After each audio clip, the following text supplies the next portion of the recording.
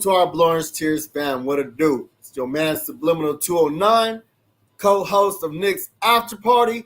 I got my man's Cully Goat in the building. Y'all know what it is. Y'all seen the thumbnail. Y'all seen the trade rumors. Y'all hear what Tibbs is trying to do. He on life support, y'all. You know what I'm saying? Like, desperate times calls for desperate measures. And Tibbs is trying everything. He's benching Cam. He's starting Grimes. He's playing Deuce. You know what I'm saying? Sims is going to the G League. The rotation has got shorter. Rose ain't even playing, getting DMPs. And y'all already know about Fournier. He ain't got no run, and I don't know how long. That's what we've been asking for. Who is on the trading block? We want the vets to go. Buy Fournier. Buy Rose. You know what I'm saying? Get some assets. Get what you can, but do not attach the youngins to them on a trade. Don't attach IQ to Rose. Don't attach Cam to Fournier to get rid of those guys. Those guys is on a expiring contract anyways. Just let it be. What are we going to do that for? For what? To give up assets when this is one of the deepest drafts in, like, I don't know how long? You know what I'm saying? Like, when we, no man's land? When we ain't going to make, we going to make a play-in at best and then get bounced right then and there? Like, nah, man. They going to start panicking, bro. They going to start hitting that panic button. All this fool's gold, all these winning these games when teams don't even have their stars, you know what I'm saying? Don't have DeJounte Murray, tripping over RJ Barrett's foot. Other teams don't have their stars and we're winning without them, you know what I'm saying? Staying above water just barely, you know what I'm saying? Treading, trying to stay in that playing spot. And for what? To kill these kids' confidence, you know what I'm saying? Like, what are these kids' roles? You know what I'm saying? What is IQ? What is Deuce? What is Obi? What are all these guys? What are their roles? You know what I'm saying? Are they starters? Are they role players? Like, what do they bring to the table? We still don't know. Why? Because they keep playing these other vets. They keep wanting to bring these other vets in. For what? For what? Cully, answer that question, Cully. For what? Let your boy know. I'm stuck like Chuck. You feel me? 2 comments, man. Purgatory. Salute, sub, by the way. Salute, my guy, sub. What's good? What's good? From the intro all the way till now. So, yeah, my boy, sub. Salute, JJ, my man, Chuck. That's my guy right there. Salute. Yeah, purgatory. That's the main question. For what? And it's funny because now the vets is like players that have been in the league for 3-4 years. I don't know. Now the vets is like different types of players. Now the vets is guys with big contracts. So it's like, I don't know, man. That's the thing. For what? Let's see what we have, because if we're gonna make a trade, can we get value off of a guy that gets inconsistent minutes? No. You only get a pick for that. You barely get a pick for that. Teams are different now. Just like the market, the market in the NBA and the market everywhere else is just different now. Like, it's really like you really have to be smart with a trade. Cam confirmed the rumors wasn't true. He said he didn't want out. Even though they may still look for a trade for him, but he said he doesn't want out, and stuff like that. I don't know, because I still don't know the direction. We've been asking this question from the start of the season. We don't know the direction because, yeah, we know we have a head coach that wants to compete, but we don't know if the team is good enough to compete. We don't know if the team is good enough. We don't know the direction. The front office and the coach aren't on the same page. Well, the team, not to cut you off though, but the team is good enough to compete. You know what I'm saying? To compete and then lose, you know what I'm saying? The last minute.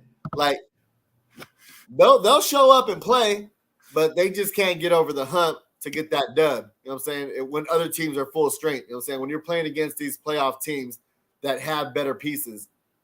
So, like, let's see what these guys are doing.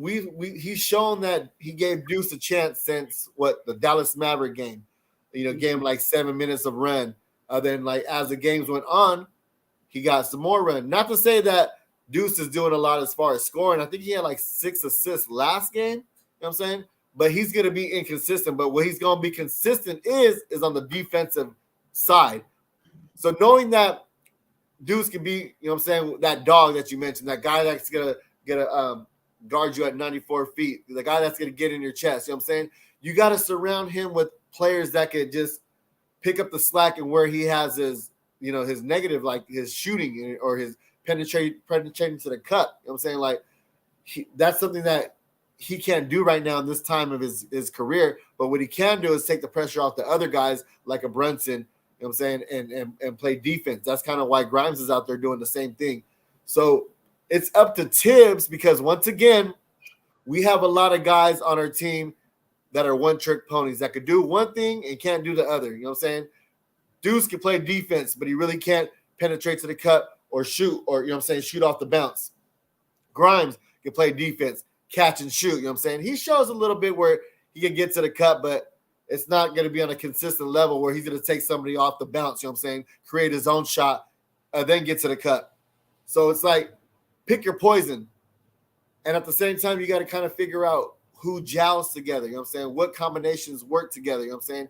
Build that confidence. And maybe later on down the line, they can figure it out and put it all together. You know what I'm saying? But they can't figure it out and put it all together if they don't have those consistent minutes on a daily basis or you know what I'm saying, like from game to game. Like we had Cam going out there thinking he was our starting wing, you know what I'm saying, for the next years coming. And all of a sudden, you know what I'm saying, he ain't getting no run. Like, he ain't starting no more. You know what I'm saying? Grimes is starting. And what do we say? He's our real, true, only natural wing. You know what I'm saying? He has that length, athleticism. You know what I'm saying? Another ball handler. You know what I'm saying? Someone who can handle the rock. You always need guys out. The more guys out there that can handle the rock, you know what I'm saying, the more the offense flows, you know what I'm saying, and it doesn't get stuck. Or the last second when the shot clock goes down, he get his own bucket. You know what I'm saying? So we got to figure out these guys' strength and like I mentioned before, utilize them. You know what I'm saying? Like it's up to the coach to figure out.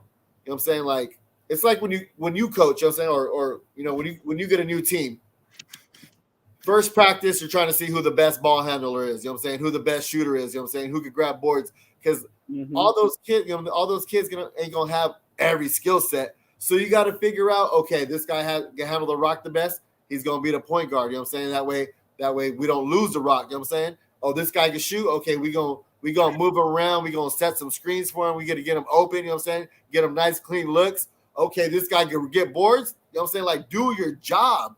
You know what I'm saying? As a coach, you got to figure out their strengths. That way, those are highlighted. You know what I'm saying? And it just seems like he can't figure out what combination works at what time. You know what I'm saying? Who works with what? What do we need at this point? What can I use at this point? And now, like I said, desperate times calls for desperate measures, and he's kind of just trying to figure it out. Oh my gosh, okay, now we get to throw Deuce in there because he can play defense. Now we're gonna throw Grimes in there because he can play defense and shoot. But then you're forgetting about the other guys that got you there. You know what I'm saying? Like, why is Cam getting no run, and why is RJ getting so much run? It's like you got to figure these type of things out. Why is Sims in the G League? You know what I'm saying? Like, come on, man. Sims in the G League. I know you can't play everybody, you know what I'm saying? I know you can't play everybody, but you got to figure out when a guy's not cooking, you know what I'm saying? It's time to move on to the next one, you know what I'm saying? You got to have a quick, you know what I'm saying, a quick trigger and just like, all right, next. Because at the end of the day, like we just winning these meaningless games, you know what I'm saying? Like for what? Don't get me wrong though, it was nice to stick it to the Hawks though, you know what I'm saying? Like Trae Young, you know what I'm saying? I don't like Trae Young. I don't like little Aldebarge or little, you know what I'm saying, little Chico DeBarge. So it's like, you know what I mean? Like it was nice for him, you know. He didn't have guys. You know what I mean? He didn't have all his guys. Yeah, he didn't have all his guys though, but still though. He beat all of them. I want to see how we are as a team. I want to see how we fare against the team. Right. But if the roles were reversed and we lost that game and they didn't have everybody, then what would the talks have been? You know what I'm saying? Right. So this is just like bittersweet. Like everybody's chilling now because we won our last game. That's cool. Hey, I call it fool's gold. Some people may feel different. I'm not exactly excited by it because we're still, if I'm not mistaken, what's the name? I just had the standings. We're still we're ninth. I mean, the funny thing is we're 12 and 13. We're one game from the fifth seed. That's the funny thing because every team has about the same record. So we're one game from the fifth seed, I think at least. but I'm not excited. I'm not crazy excited about it. I'm not because I'm not accepting mediocrity. Like, if we're good, it'll show. Let's just be honest. If we're good, it'll show. We'll be in 5th seed, 4th, 3rd for a reason. We'll be in the 6th, 5th for a reason. 12th right now, no. 12 and 13, no. So hey, I mean, we beat them, but I just, like I said, I want to see how. I'm not going to be fooled by wins unless I see we beat a team fully healthy. Then I'll think about it. I mean, the Jazz was cool, but where the Jazz at now? Well, I mean, the Jazz is cool. Beating the Jazz is cool, but I don't know. I mean, I'm not going to get fooled by those type of wins. Yeah. No, I hear you though, but just it's nice to win those games against It's good to win games. The Christmas game against the Sixers, that that'd be a nice win. You know what I'm saying? Like just games like that. You know what I mean? Cross that bridge. We got to cross that bridge when we get in 2 weeks. What's today? Today is the 8th, 9th? Today's the 8th. Yeah, right. Yeah. So that's in about 2 weeks. Yeah, we'll cross that when we get there. That's in like 2 weeks. Yeah. So Sixers. I hope because James Harden just came back. I want to see us beat them fully healthy. Maxey, Harden, Tybalt, Embiid, everybody. Last time we played the Sixers on Christmas, we lost. But I mean, that was a different year. I didn't expect us to win anyway. But this year, I mean, with the way all the Knicks fans is talking, like we're just that good. I hope we beat them. Well, I want to beat. I always want to win on Christmas. Christmas is a holiday. I stay at home. Well, I'm gonna be at work that day, but that's a holiday, so I hope we do beat them. But I'm gonna be at Universal Studios with my kids that day, though. You know what I'm saying? Oh, we don't play the Magic. Wait, what's Universal Studios? Yeah, but yeah, those are the games. When the schedule comes out, you circle like, all right, we got to win this game. We got to win that game. You know what I mean? And yeah, I mean, so far we've been beating, like I think JJ mentioned or someone mentioned, we've been beating teams that don't have their stars, and I mentioned it before. We have some of the most durable, best guys on our team. We have the Brunson, we have the RJ Barrett, and we have Julius Randle, who are super durable. You know what I'm saying? So don't get hurt. So we're gonna play full strength against teams that aren't full strength, and we're gonna end up, being competitive and maybe pulling those dubs out. Last year we wouldn't have been able to do that because RJ and Julius just wasn't enough. You know what I'm saying? Like you couldn't count on both of them to be productive at the same, the same time and take us over that hump.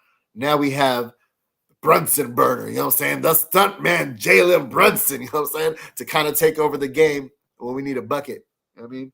So, that's why we're winning these games. Some of these games we would have lost last year. We have a point guard, so.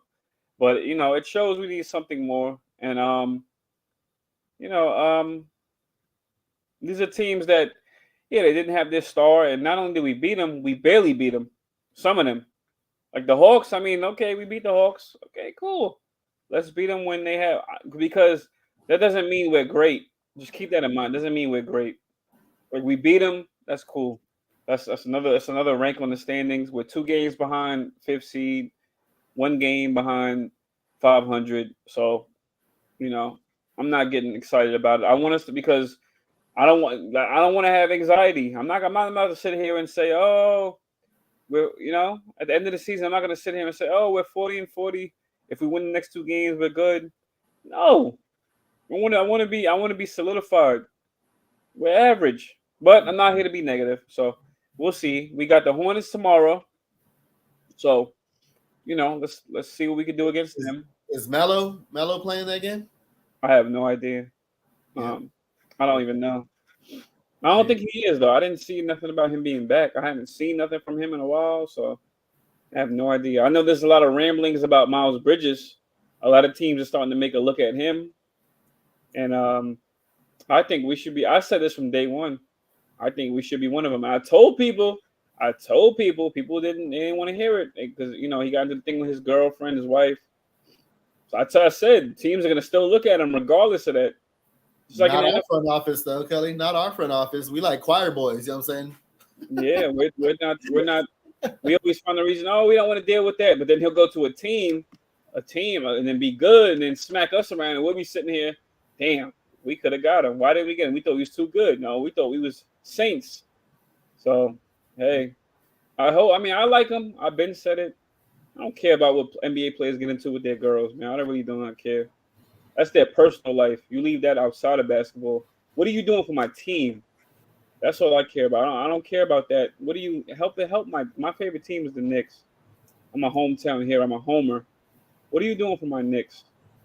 I don't care about none of your outside basketball stuff. None of that. So I just, you know, I'm still on the Miles Bridges train. Everybody has their, you know, we gotta ask the chat. How do they feel about How do you guys feel about Zach LaVine? Do you want us to pull the trigger? I'm okay with the trigger, but just not everything for him. Because let's not be. I just hope we're not desperate because we missed out on Mitchell. So now we're trying to rectify. And what we didn't do with Donovan Mitchell, we're gonna do here. Now we're gonna trade all 4 picks, or all 3, and then some players. And then you gotta have to attach young players to vets.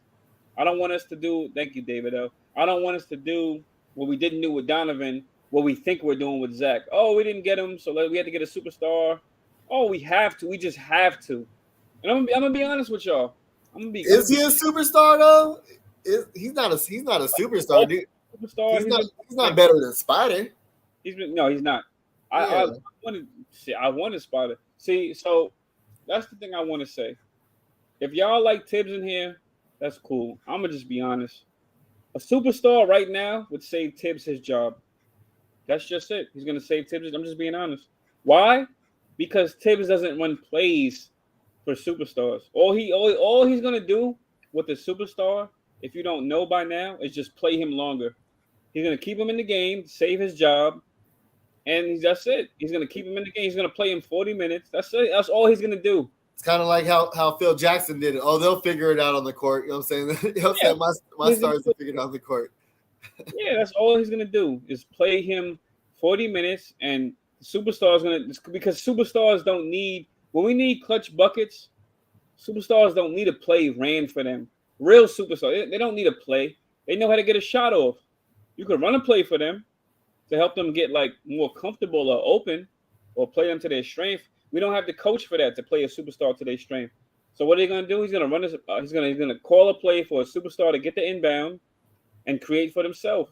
That's all he's going to do is play them longer than anyone else will play him. I don't know how much the Bulls play Zach LaVine, but Tibbs will probably play him double that. So if they play him 30, he'll play him the whole damn game. If he plays him 20, Tibbs will play him 40. And I doubt the Bulls play Zach LaVine 40 minutes. Why? Because they need him. They value him.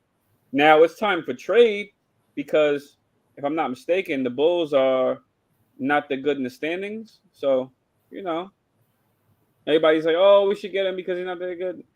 No, we can't be desperate for a star. As much as I like Zach LaVine,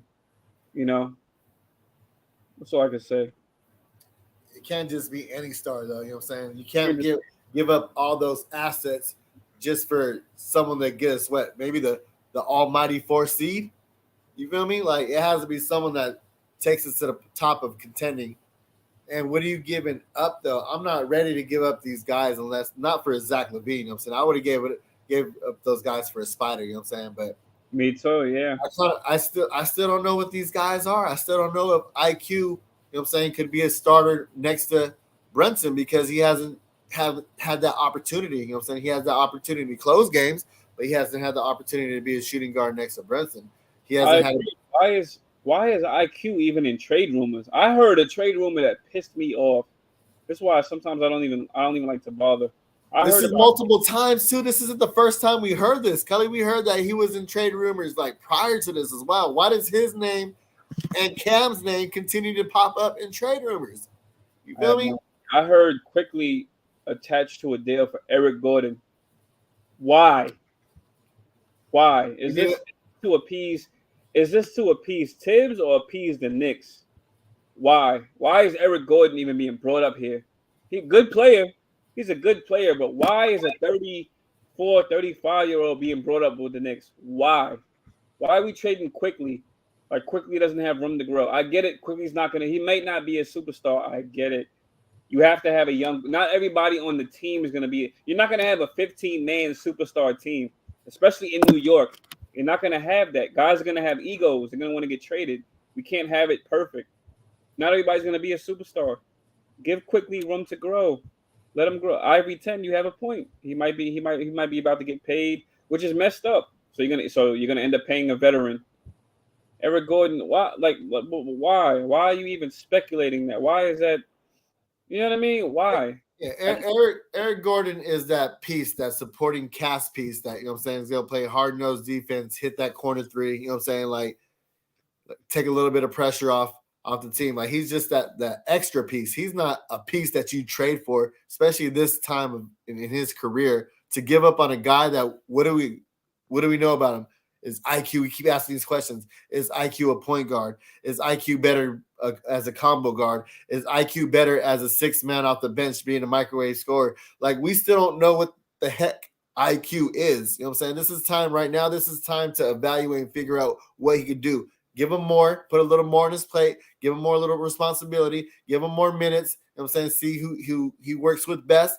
Then, you know what I'm saying, you can evaluate him and figure out if you're going to give him that. They already extended his contract for next year, though, but we can't keep everybody. Now Obi's losing minutes, you know what I'm saying, and he's getting less run, even though his shot has been a lot better this year, even though he's been getting more boards this year, even though it seems like he's more aggressive, more decisive. Like, I'm not saying I'm sold on Obi, but I've seen the growth this year from the last couple years, you know what I'm saying? And we got to kind of figure out what we're going to do with Obi. You know what I'm saying? Like, this is the time to figure out what we do with these guys. Then, if we're not sold on them, then trade them right now. But if we're in no man's land and we're stuck in purgatory, let's give these kids a chance, a fighting chance. You know what I'm saying? And if they buckle under pressure, you know what I'm saying, then that just shows right then and there that, you know, that they're not meant for New York. You know what I'm saying? That the jersey's too heavy for them, so they can keep it pushing. You know what I'm saying? But at the same time, we don't have the coach to let these kids' wings spread and let them fly, let them figure things out. He's kind of like holding them back, you know what I'm saying? Because he's always yelling at these cats, you know what I'm saying? He's always telling them, don't do this, don't do that, you know what I'm saying? Let these kids just be them, you know what I'm saying? And then figure it out from there. You know what I'm saying? Like I said, when you're a coach, you work with the guy's strengths, you know what I'm saying? You don't tell him, oh, you're a scorer, but I don't need you to score. I need you to go stand in the corner and shoot threes. You know what I'm saying? Or vice versa. You know what I mean? Like, now work with their strengths so you can see what they're about. Like, I just don't understand right now. I do kind of understand because we have a now win coach, and we have this front office that got him, and that's what I'm worried about is they go get this, like you said, Eric Gordon, this old vet. You know what I'm saying? And what did you say before? It's hustling backwards. You know what I'm saying? Like, we got rid of the Kembas, we got rid of the Burks, we got rid of the Noels, so we can have guys, you know, we can have IQ play, we can have Grimes play, we can have these other guys play. So why bring in another vet? Like, get rid of all the vets. You know what I'm saying? Like, and like I think our boy Chuck Allen said, a 10-man rotation. We were doing it last year. We had our starting five, and then we had our second unit. And we kept saying at one point that our second unit was better than our first unit. You got to have two different units. You know what I'm saying? Quit overplaying these guys with these heavy minutes. It's not going to work. It's not going to work. Like, longevity, it's not going to work. Brunson's getting burnt out. You know what I'm saying? Next thing you know, Julius is going to get burnt out. And why the heck does RJ have so many minutes himself when he's so inconsistent? Like, there's other hungry players that want to get this run, that want to get this opportunity, that want to show and prove themselves that they belong on the court. You know what I'm saying? They've been there for 2-3 years. You know what I'm saying? They put the work in. They've seen, you know what I'm saying, what Tibbs wants. They just need the opportunity. You know what I'm saying? Like, that's what I'm kind of getting at right now. Just let him play. Let him play. What is iHeart? You know what I'm saying? Like, we saw he could pass. We saw he got some nice floater. It's time for him to just unleash these guys. Let them play their own game. Quit yelling at them. Then go back to the film and kind of figure things out. You know what I'm saying? Like, I mean, yeah, yelling at them seems to got them 12 and 13 where they are right now, if I'm not mistaken. I think that's what their record is. So, I mean, I don't know. That's Tibbs' approach. So, I mean, hey. I mean, and like I said, I just don't feel like a superstar would do much for Tibbs besides save him his job. Because a superstar don't need – I mean, I'm not saying superstars, some of them need to be coached, but when you have superstars that win. Well, I mean, I'm not saying win championships, of course, because we're not going to get a superstar that won rings and stuff. We're not going to get that unless we get lucky. But when you have guys that have been winning, that have been in the playoffs consistently, like they don't need a Tibbs to what do I say, to unleash them. You know, they just need the right situation sometimes, the right situation, the right role. So it's like Tibbs. I don't like people say, oh, I blame a lot of people. I blame the front office. I blame Tibbs because, like, you know, the front office. Yeah, why would you get this guy here? He can't develop. And then look what he's doing. He's diminishing value of players. So it's like if you're the Knicks, how do you make a phone call to trade Evan Fournier? We don't know who wants him. I didn't hear nothing about teams that want. I hear teams wanting our younger guys like Cam, because Cam has been playing and he tried to step up. He's been trying as hard as he could to step up. IQ stepping up. You know, teams been calling for these guys. They're not calling for the vets. But though, I'm saying, like I mentioned before, it's an expiring contract. Fournier, this is it. Rose is it. I mean, if you can't trade him for a second round pick, like they've been sitting on the bench this whole time anyways. What's the difference to finish off the year that way? I mean, like there's no point of attaching assets right now. Let's go out and actually draft somebody this year. We have all these draft picks. Let's draft these cats right now. If these cats end up being better than an IQ, a Obi, or a Deuce or whatever, then they can go too. You know what I'm saying? That's when you trade them. But you got to figure out what they are first. You know what I'm saying? Let them have a little competition with the rookies and see what they're about. And who knows, let the cream rise to the top. And then we kind of figure it out from there, though. But don't stop their, you know what I'm saying, their progress by having these veterans in there and taking all their minutes. You know what I'm saying? Like, no, I agree because I agree. Like, you know, but that's the thing. That's if the Knicks even draft, and I don't know that whatever pick they have, you know, even like the ones that convey the Washington, the Dallas. I think it's Washington and Dallas. Whatever ones convey, I don't know. They don't have any top 5, top 10 picks, so I don't like me. I don't know. I don't know with them. I don't know what they want to draft, so I'm not even banking on that either. I don't know because, you know, like I said, we're 12 and 13. We're in the 9th seed, so I don't know. One loss tomorrow could hurt us. Could kick us down. I mean, not for the season, but I don't know. Could make it I don't know. Could just make us worse than what we are. So I don't know. We'll be back at below 5. We win tomorrow, we're at 5. So I don't know. Some people are good with being at 5. I don't know. Some people just want to make the playoffs as long as we're not where we were last year. You know, and it's like if we make the playoffs just to get kicked out of first round, I want more than that. Like we already got kicked out of first round. We got kicked out by the Hawks. I've seen what that's like. Why do you want that again? We got smacked by the Hawks 4-1.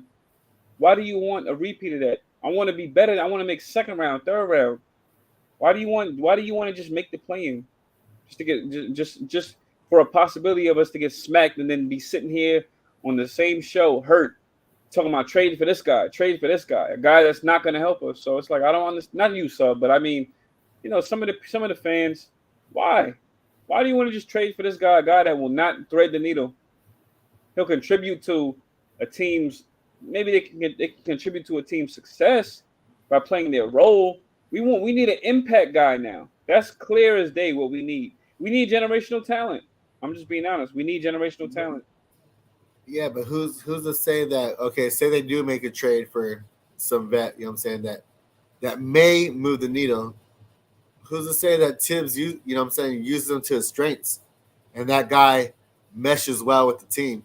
Obviously, the front office has shown that they can't bring in guys who can gel together, guys who, you know what I'm saying, pick up other guys' slack on their weaknesses is their strength. We have 3 of the same guys that do the same thing. Everybody eats in the paint. So that makes sense. That's what I'm saying, Sub. So how can they trade for an all-star superstar? I don't see it. You can't even trade for a guy to stand out and be impactful. How you going to trade for? I mean, I haven't seen it yet.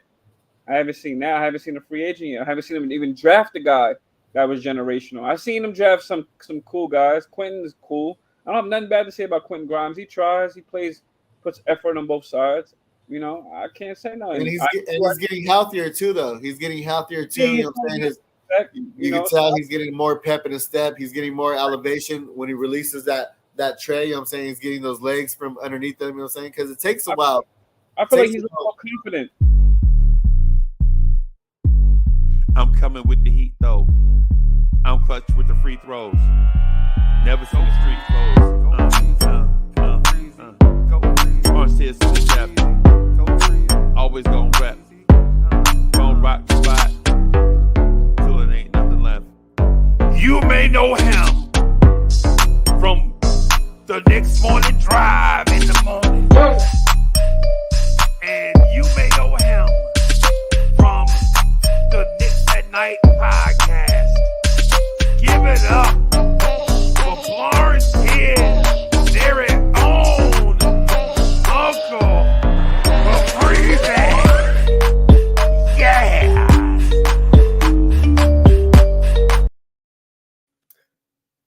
Oh, we're okay. He just put the music. Oh, Hey, what's up? Hey, what's up, fellas? What's good? Hey, I heard somebody. Go crazy. Go crazy. Go Yo, crazy. I heard somebody say Frank Ntilikina. I had to jump in.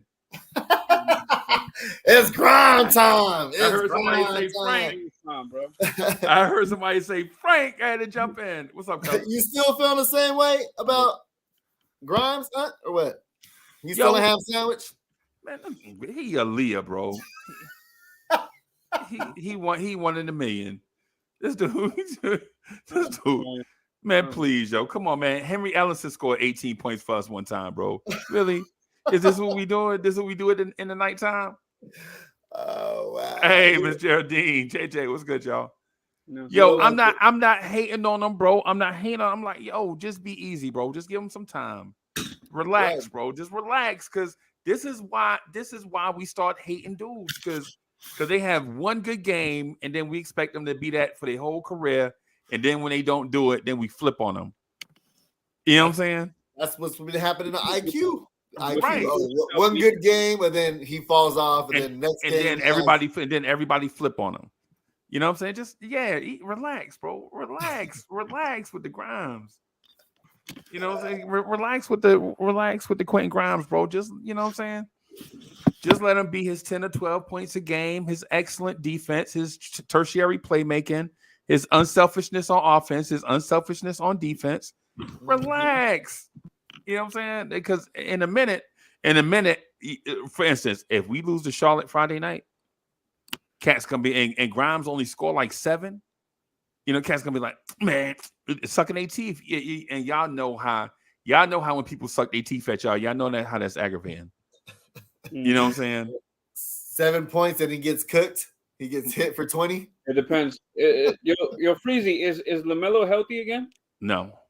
He's still out? Yeah, they look bad too. So look, if we lose to the Hornets, I don't think we will. But if we lose to them, it's gonna be bad. I know Freezy's going live. Friday, Knicks Friday night podcast. I know Freezy's going live. I'm gonna be here for it. I'll be there. I'm gonna be there with Rob, the knowledgeable Nick, Jay Boogie, Uncle Fulio. All of us gonna be on the spot, hanging out in Charlotte, North Carolina, kicking it. Wait, hold on. At you the game? Huh? You going to the game? Yeah. Why you didn't give me no tickets, bro? You know what it came down there? Well, man, because I'm broke. Why did you give me no tickets?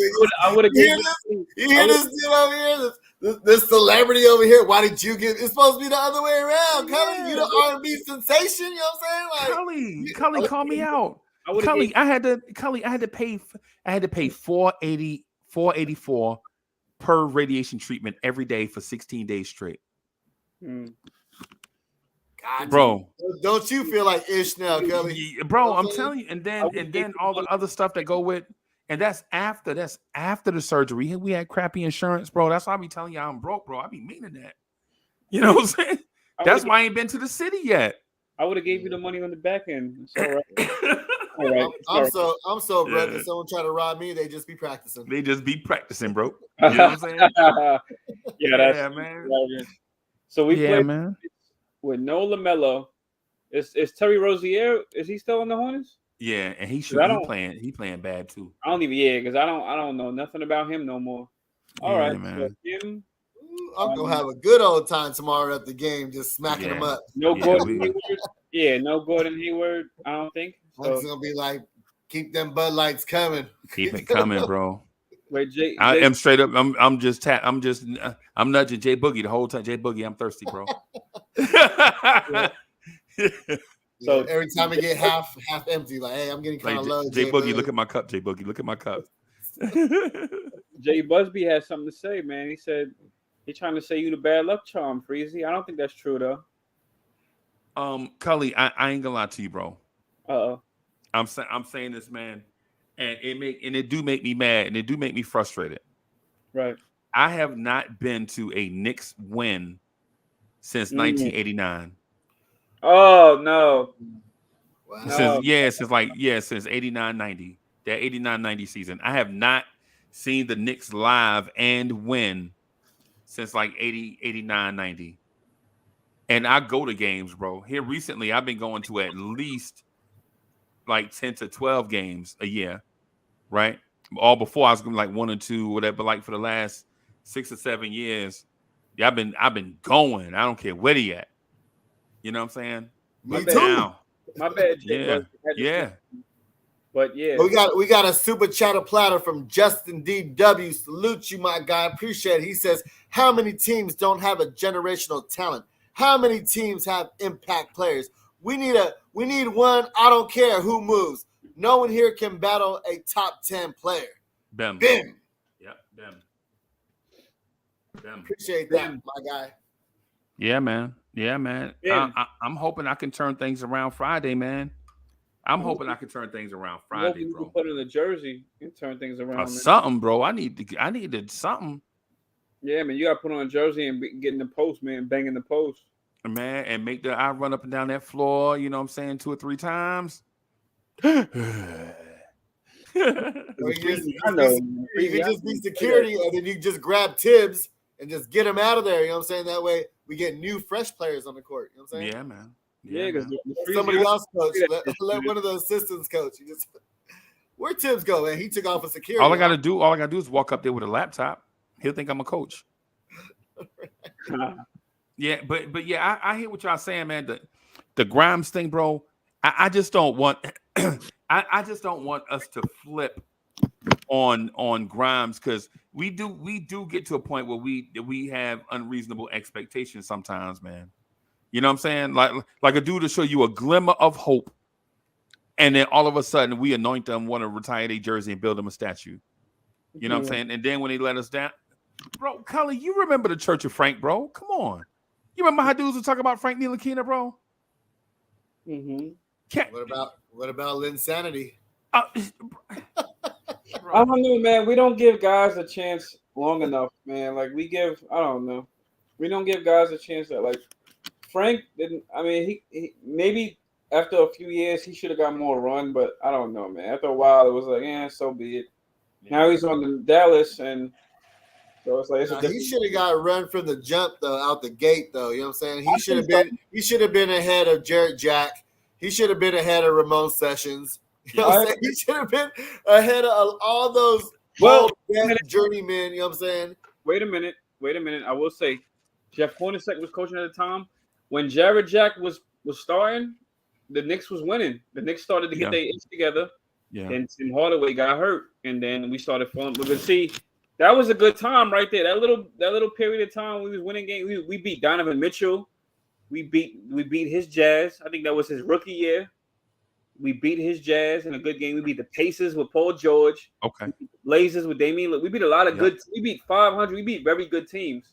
The Knicks was starting to get it to click. Then Tim Hardaway got hurt. Tim Hardaway was balling. Tim Hardaway got that Liz Frank injury. Yeah, he got that the foot injury, the ankle, injury. Yep. One of them. And then we started losing, and that was it. And Giannis, whatever the game that was against the Bucks, that game was the end of Porzingis. He dunked on Tim Hardaway. He had his his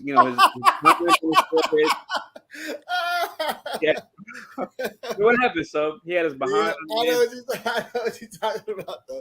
Yeah. Yeah, his behind was on the guy's forehead, on his head, and that was it, man. The Knicks was over.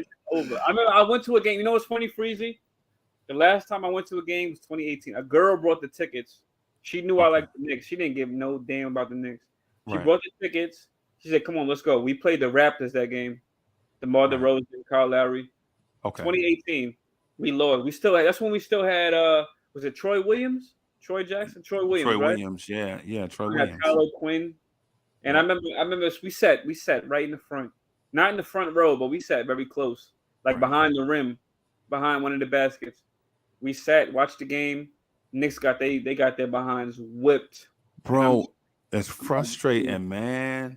And I'm like, the games I've been at prior to that, last game I've been at before that, I think was when Melo was there. We smacked the crap out of one of them. I think we smacked the crap out of the Nuggets. That was when the Knicks was making the playoffs. Right. And you know, Melo played a little bit. I think he played a little bit. And we won. You know what I mean? But now here we are, fast forward 5 years later than that. I got to go to another Knicks game. But it's all right. But yeah, it's just, come on. We have to be, I want us to be consistently good. Not 8th place and playing good. I'm talking about 5th, 4th seed. Then we find our identity and get to the 2nd, 3rd seed. I'm not expecting us to get in the 1st seed because I don't want to put my expectations high. But as far as good for this team, at least 3rd or 4th, I want. But I don't want us to be barely good because then we're stuck in purgatory. And then we draft a player. Not that the player's average, it's not their fault.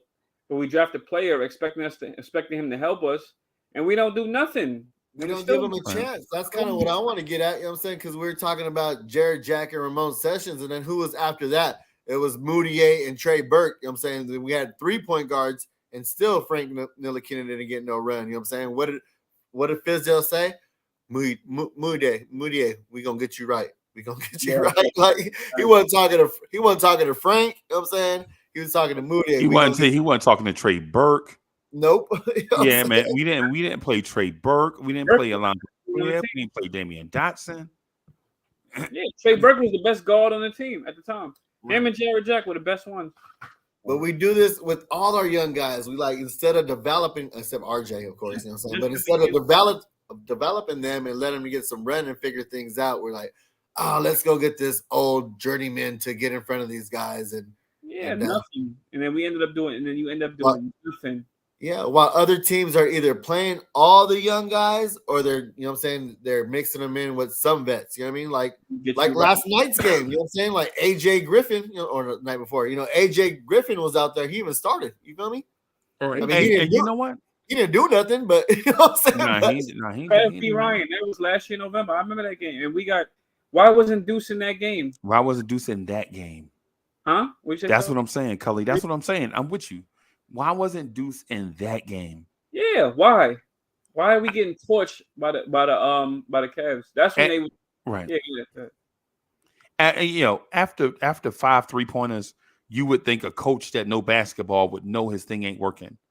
After 6 3-pointers, you're like, okay, coach, maybe you got something in your eye and you can't see what's going on, right? After 7 3-pointers, you're like, okay, alien done switch bodies with Tibbs. But after 8 3-pointers, you like, come on, man, this dude just don't know what he's doing. He's like, I wish I had a defensive specialist on my bench right now who would just go out there and just get in someone's chest and contest.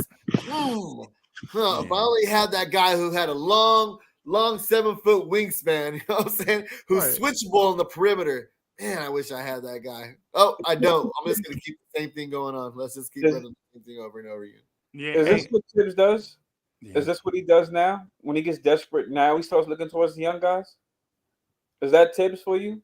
Now he's looking at Deuce. He got Grimes back. I mean, Grimes was always his guy. But now are you looking at Deuce? Somebody you should have played last season? Because Burke's not here? A guy that could defend with a long wingspan. Now, all of a sudden, are you intrigued by him? I don't know, man. Hold on. Why Cody looking like Brandon Ingram in the stream? I read it. I didn't want to say that though. Got him. Hey, I'm glad they're picking on you today, not me. I like both players. I don't care. I'm not cutting That's funny. I remember, it's funny, JJ. Melo had the same braids I had. Let me put the camera up here. He had the same braids. What, Syracuse or the first year in Denver? I don't remember, but that's funny. I like Melo. Melo's one of my favorite players. Those AI braids. You feel me? Yeah, man. Those AI braids. I'm getting those next. I want those next. Deuce was first guard off the bench, second half yesterday.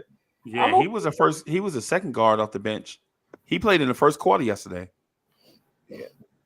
Well, yeah. Every game he's getting more minutes. Every game they're giving him more, you know what I'm saying? More minutes. So that means with D Rose, it's gotta be mutual. It's not gonna be Derrick Rose is frustrated. It's mutual. Trade thank you, JJ, because Melo's one of my favorite players, so I don't mind that. But it's funny, so it got to be mutual. Derrick Rose must want to get traded to a contender where he feel like he could win. I mean, Knicks. I'm not gonna say Knicks aren't a contender yet, though. Knicks still have time to figure it out. I'm not gonna, just X them out. But, I'm not trying to figure out what they're doing, though, Cully. You said what? I can't figure out what they're doing. Me neither. It's been a question mark since the summertime. What are we doing with these guys? Oh, are we developing, or are we situational, or are we trying to win? Are we losing? I don't want to. We're stuck in purgatory and not a good purgatory. So I mean, what are we really? Because if you're trying to win, how do you sit Derrick Rose? Right. You know what I'm saying? And so I get that part. So say because this is the thing. I think Miles McBride has been busting Derrick Rose rump in practice. Right? I think Miles McBride just flat out finally beat out Derrick Rose. Right? And Tibbs is rewarding him for beating out Derrick Rose. Now, am I saying Derrick Rose is not a good player? Nah. I'm saying that I think Miles McBride is finally turning the corner. Yeah, y'all remember when I used to call Miles McBride, who is one of my favorite players on the Knicks, right? I used to say eventually he's going to be Kyle Lowry, but not yet, right? Remember people was like, "Yo, you think he Kyle Lowry?" I was like, "Easy, big fella." That's not what I said. That was his calling card. I'm saying that eventually, in 2.5, 3 years, he'll be a player like Kyle Lowry. And people was like, "Nah, man, we ain't waiting no 3 years. No, gotta be the such." And I was like, "Nah, but look who Kyle Lowry was with the Raptors. You telling me you wouldn't wait 3 years for that? I would. I mean, if you're talking about Memphis Grizzlies, Kyle Lowry, you talking about Fat Lowry? Oh, we're talking about the Raptors. Fat Lowry. No, Freezy, Kyle Lowry. No, but a lot of people said he was Marcus Smart too, though. You know what I'm saying? Yeah, I never saw that. I'll wait for that too. I'll wait for both of them. Right. Freezy, I would. From a youngin', I'll wait. Yeah. That's what I'm saying. Yeah, I'll wait for the dog that can let him in. The thing is, in college, he used to post up guards. You know what I mean? Right. He used to come around the screen. Pick and roll, pick and pop, or he used to post up smaller guards. I mean, even though there's not many guards that's smaller than him, but over the course of his years in the league, he'll get adapted. He'll figure out how to beat guards and how to beat them off the dribble and other defenders. He'll figure that out. You have to give him the time. He's not athletic. I get it. And a lot of people was torching him in the summertime, in the summer league. I get it. He'll figure out you have to see if guys have the IQ. Give them that chance. Figure out if they have the IQ. There's a lot of guys in the league that's not athletic that figured it out. Let him figure it out. If he doesn't have the blow by to get by nobody, at least he has the defense. You could find some type of minutes for him. There's some type of minutes you could find. Not every player is fantastic. So guy like Deuce, you could find minutes for him, but that's just it's all on the coach. It's on you talking about Deuce, right? It's up to him. It's up to him too, though, because if you know you're not athletic and you got a starting point guard who's not athletic, who has great footwork, you know what I'm saying? Like, that's your chance right there to pick his brain and kind of figure out how to get that footwork down. You said he posted people up. Who better to figure that out than Jalen Brunson? You know what I'm saying? Like, he can learn from the best. Not the best, but you know what I mean? But like someone who's there all the time. Sub, would you? Oh, I'm sorry. I just want to ask you guys a question, right? Just real quick. Would you guys have waited 4 years of this version of Jalen Brunson? A second round pick. Would you have waited 4 years for this version of Jalen Brunson? 4 years. 4 years. Now think about how he looked in year 4 and year 4 in the playoffs. You know what I'm saying? Look at how he looked in year 3. Year 1 and 2, he was mad up and down. Year 3, you knew he was a player. Year 4, you didn't know if he was going to be a star or not. And year 5 with the Knicks, he looking kind of, you know what I'm saying? Are you mean like if he was drafted by the Knicks, like hypothetically? Yeah. If would you wait? Like would you be? And not saying not would you wait, but a better way to put it is, would you be patient with his development if you knew that you was getting this version of Jalen Brunson? 20 points per game, 7 assists, But get his own shot. Was he getting consistent minutes from his first and second year? Yeah, he was getting consistent minutes with Dallas, with Carlisle and them. Now he wasn't getting 30 minutes, but every night, like the first year, I think he was getting like 14 minutes. But that's every game. Yeah, because they had DSJ there, right? Yeah, they had a lot of stuff going on. Yeah, yeah. So he was playing with the second unit then. Yeah, he came out in the Knox draft, right? He came out in the Knox draft, I believe. Okay. So he was getting steady development every year. Mm-hmm. It was a year before the Knox draft. Okay, so him, I would wait. Yeah, on development, right? Yeah. But that's what I'm saying though. Like, I'm trying to still develop our guys, and this is what year 3 for Obi and year 3 for IQ, and Obi's minutes have dipped. You know what I'm saying?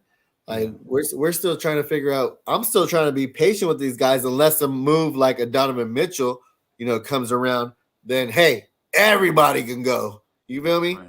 And we can figure it out then. But in the meantime, they're still under contract. Let's figure what these guys are before we just kick them to the curb. Yeah. You know what I'm saying?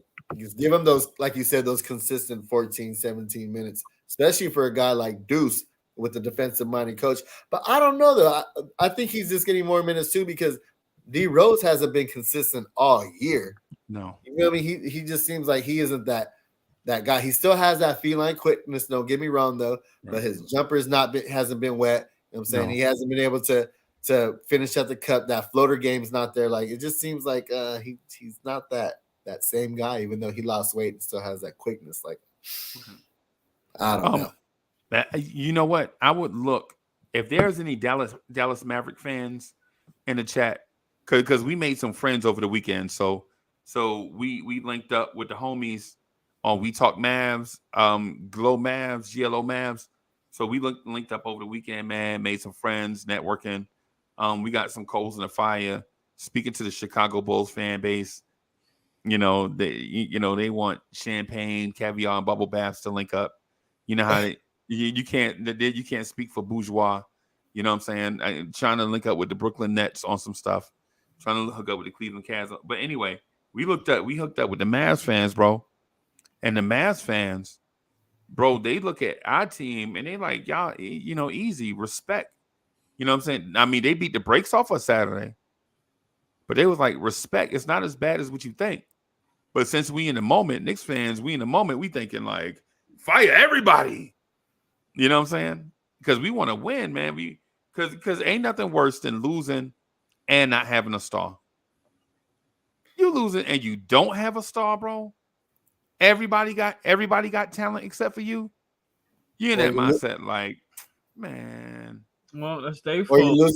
Or you're losing with the vets when you have talent, you know what I'm saying? Unknown talent, you know what I'm saying? Untapped potential, you know what I'm saying? Like, we're Taj Gibson out here getting 42 minutes and Obi on the bench.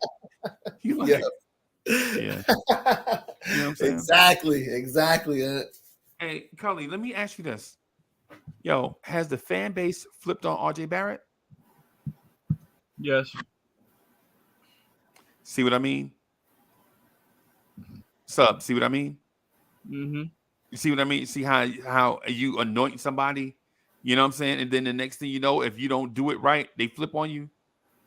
The 15th highest jersey sale, you know what I'm saying, last year, and then now everybody's just turned their back towards them. You know what I'm saying? Like, nope. Yeah. Yeah, I mean, I'm not saying get rid of RJ or nothing like that, but just hold him accountable. Like, hey, bro, it's not your day tonight. You know what I'm saying? You have to sit on the pine for the rest of the game. Let somebody else who's hungry go in there. I don't want to do nothing, bro. I just want to let that cat get all that. I just want him to play, get all that stuff out of the system, and then get better. Just work through it. Basically. So you rather him work through it knowing that he's going to be here for another 4 years than giving a guy like Obi or Cam a chance to kind of figure things out and build their confidence. So one guy's confidence is already shot. And then I think RJ's confidence is shot too. That's what I'm saying. One guy, RJ's confidence is shot right now. And now you're not giving other guys the opportunity who are like Cam on a last year. This is the last year before he gets another contract. Or, you know what I'm saying? Or Obi, you know what I'm saying? Obi get more minutes and build up that confidence too. Like now you're killing three guys' confidence. You know what I'm saying? Like right. I just want them to I think what the Knicks are doing is they're putting the battery in the back of three guys and forgetting about everybody else, and it's not fair. You know what I'm saying? They put the battery in the back of Brunson. Greeny from LI is in the building. They put the battery in the back of Brunson, Randle, and RJ. And it's not fair that you don't put the battery in the back of Obi, Grimes, Cam, and McBride. You know what I'm saying? Like RJ Barrett, legit, you legit. We watch games and you see RJ do a move at the rim, and you like, what the? But if Cam do it, immediately somebody's standing at the table to go get Cam. You know what I'm saying? RJ Barrett get blown by 2 or 3 times in a row. And Tibbs is like, man, that guy's fast. But if somebody blow by IQ 3 times in a row, here comes somebody to snatch IQ out the game. And I don't know whether that's fair. You know what I'm saying? And I know the NBA don't have to be fair, right? But bro, if you want to win, you can't just put all your eggs in the one basket, because some of these kids are gonna look like Tarzan and play like Jane. You know what I'm saying? And then some cats are just gonna be good. All they need is a chance.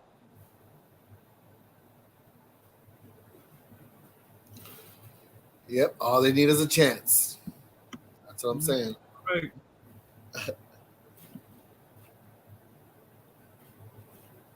Yeah. You got something to add to that, Kelly? No, that's it, man. I mean, I don't know what to call this team. I mean, we're just average right now. 12 and 13. What is it now? Yeah, 12 and 13, which is average. So let's see what we do tomorrow and hope for a win and hope for like a win streak. But, you know, I can't really tell to the end of the season or till mid-season, like January, February. Right now, maybe I'm giving the guys time to click, but right now, it's just average. Nothing to like pop bottles over and drink. Right. You know, I'm still behind my team, but you know, it is what it is. Could be better. Like Greeny from LI said, man, Knicks are mid. They're mid. Yeah, it's average. Yeah, it's like this team is like a pack of Maverick cigarettes, bro. You know what I'm saying? They want to be Newports, but they ain't.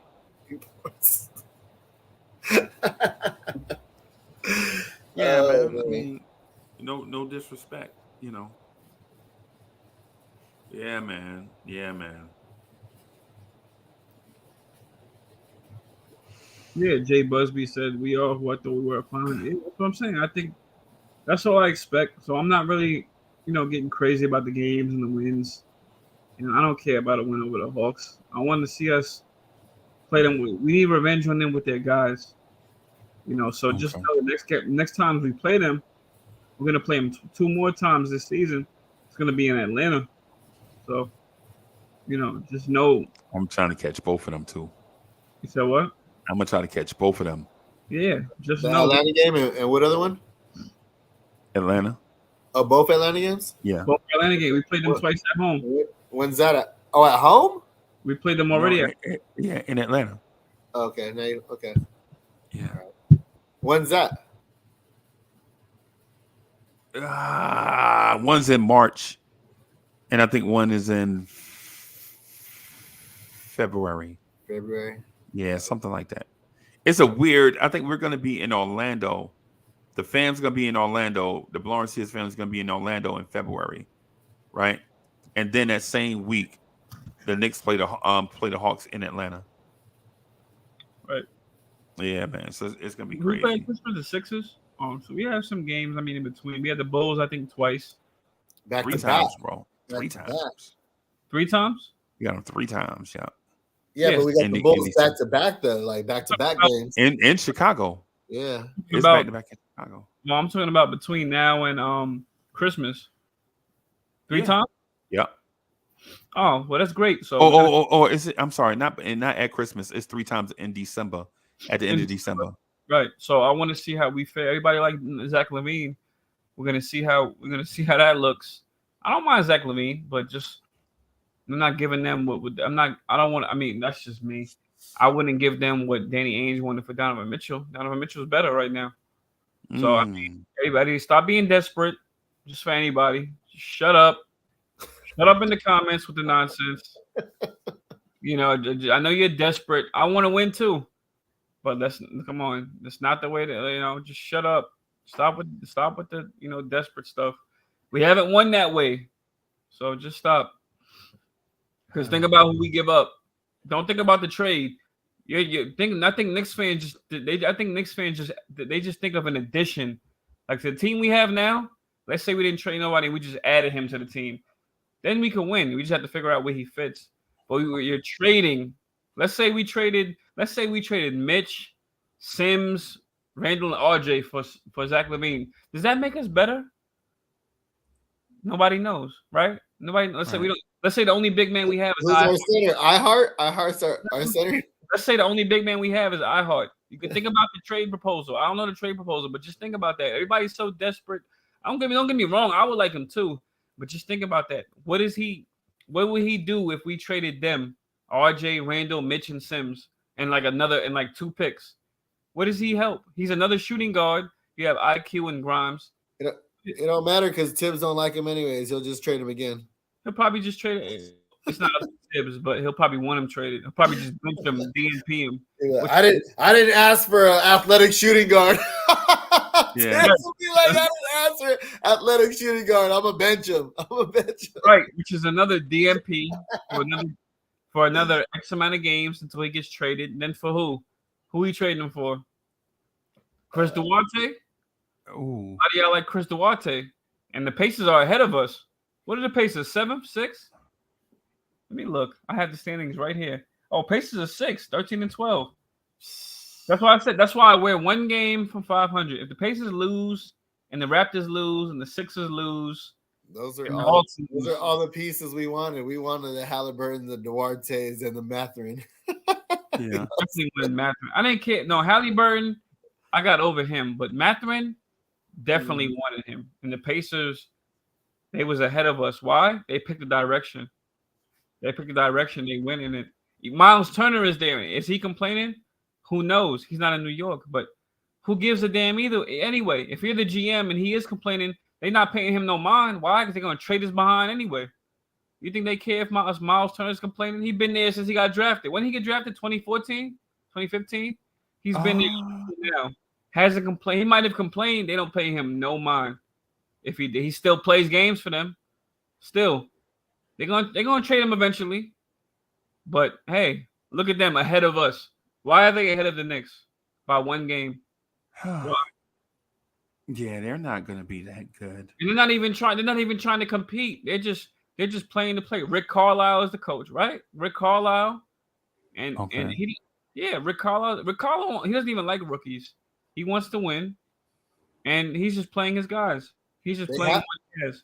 They have to be under the salary cap though. Like, where's all their money going towards? Like, there's a lot of rookie scales and rookie contracts compared to our big 3 with $100 million for each person. You said what about the scales?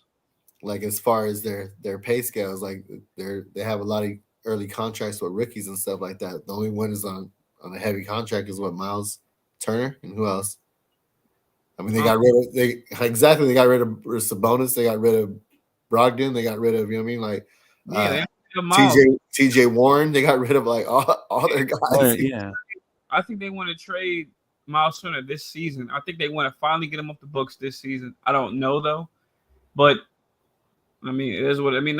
Who cares? I'm not worried about a Miles Turner on this team. I don't even know who I even want on this team. I think the chance we had, we blew it. Now was at Donovan Mitchell. And now man. You about to say Freezy? You look at the Cavs, they're in third place at 16-9. Okay. You know what I mean? Right. Now Cleveland and Hawks are not good teams. Who said they're not good teams, Nick Siak? Cleveland is third in the East, behind the Bucks. East is not even that good this year. Well, they're good, but so it's like we missed out. And I don't care what people say. People can say, "Oh, we they wanted us to give up the whole team." Listen, if the Knicks are allegedly talking to the Jazz for 2 months, you mean to tell me if I'm talking to Freezy for 2 months over a pack of gum, he doesn't want to give up his pack of gum. You mean for 2 months I can't get him to negotiate his pack of gum? Freezy, you have Winter Fresh. I got 2 spearmint. I'll give you both spearmint for the Winter Fresh. You mean to tell me for 2 months I can't negotiate this, man? Freezy, and then Cully, and then I'll be like, yeah, man, I'll switch with you. I just want some of those. I just want 2 of those napkins out of the bottom of your Taco Bell bag. and then you like, nah, I can't give you them 2 napkins out of that Taco Bell bag. Now you going too far, Freezy. You want 2 napkins out of my Taco Bell bag? Are you crazy? And then you go to the press, like, nah, he wanted 2 napkins out of my Taco Bell bag. You know what I'm saying? Come on, right? He wanted 2 spearmints and 2 napkins. Right. You know what I mean? And you mean to tell me for 1 pack of Winter Fresh, that's fresh. The gum is fresh. Yes. You mean to tell me I can't negotiate him? Even if he wanted the 2 napkins, I can't negotiate him to 1.5. I can negotiate him to 0.5 napkin and 2 spearmints. I would have threw in the Taco Bell bag too. Like you can have the Taco Bell bag too. Yeah, the bag too. That's the thing. Everybody's sitting here. Oh, they wanted. Everybody says that. Then, they wanted all our players. You mean to tell me for 2 months? Why are we talking to the Jazz for 2 months? You mean to tell me we can't negotiate them to meet them at our standards? I ain't talking to nobody for 2 months and not get what I want. 2 things gonna happen. Either I'm gonna get what I want or I'm gonna leave. Yeah, I mean, come on. Right. So you mean everybody said, "Oh, they wasn't gonna trade with us anyways." So why are we talking to them for 2 months? Why? I'm talking to Freezy for 2 months over a pack of gum and some damn napkins and a fork. 2 of them. I'll throw in 2 forks and a spoon. Now he wants everything. I could negotiate him to that. He wants 2 forks, a spoon, 2 napkins, a bag, and 2 spearmints. I can't negotiate the man to 2 spearmints and a fork. Forget the other 3. I can't for 2 months. I can't eventually talk him down. I'll say, you know what? You give me barbecue sauce and your Winter Fresh. You get the 2 napkins and 2 forks. Right. You mean to tell me I can't make a trade with him for 2 months? You're not getting that. You know what? I'll be like, oh God, dog it, Cully. Okay, I'll do the deal with you. No, 2 months. No. You're Danny Ainge. I'm Leon Rose. I know. Yeah. You have, but no. See, you would hope Knicks fans will probably hope that Danny Ainge would say, "All right, I'll do the deal. Give me that." He did it. I'm Leon Rose. I'm sitting here. Everybody swore up and down. Oh, Leon Rose, we Knicks have leverage. No, we do not. Cavs are 3rd. We're 12th. What leverage? Rose said you can have everything except my ham sandwich. Right. Right. Everybody swore. And the sad part is he meant it. Yeah, and he meant it.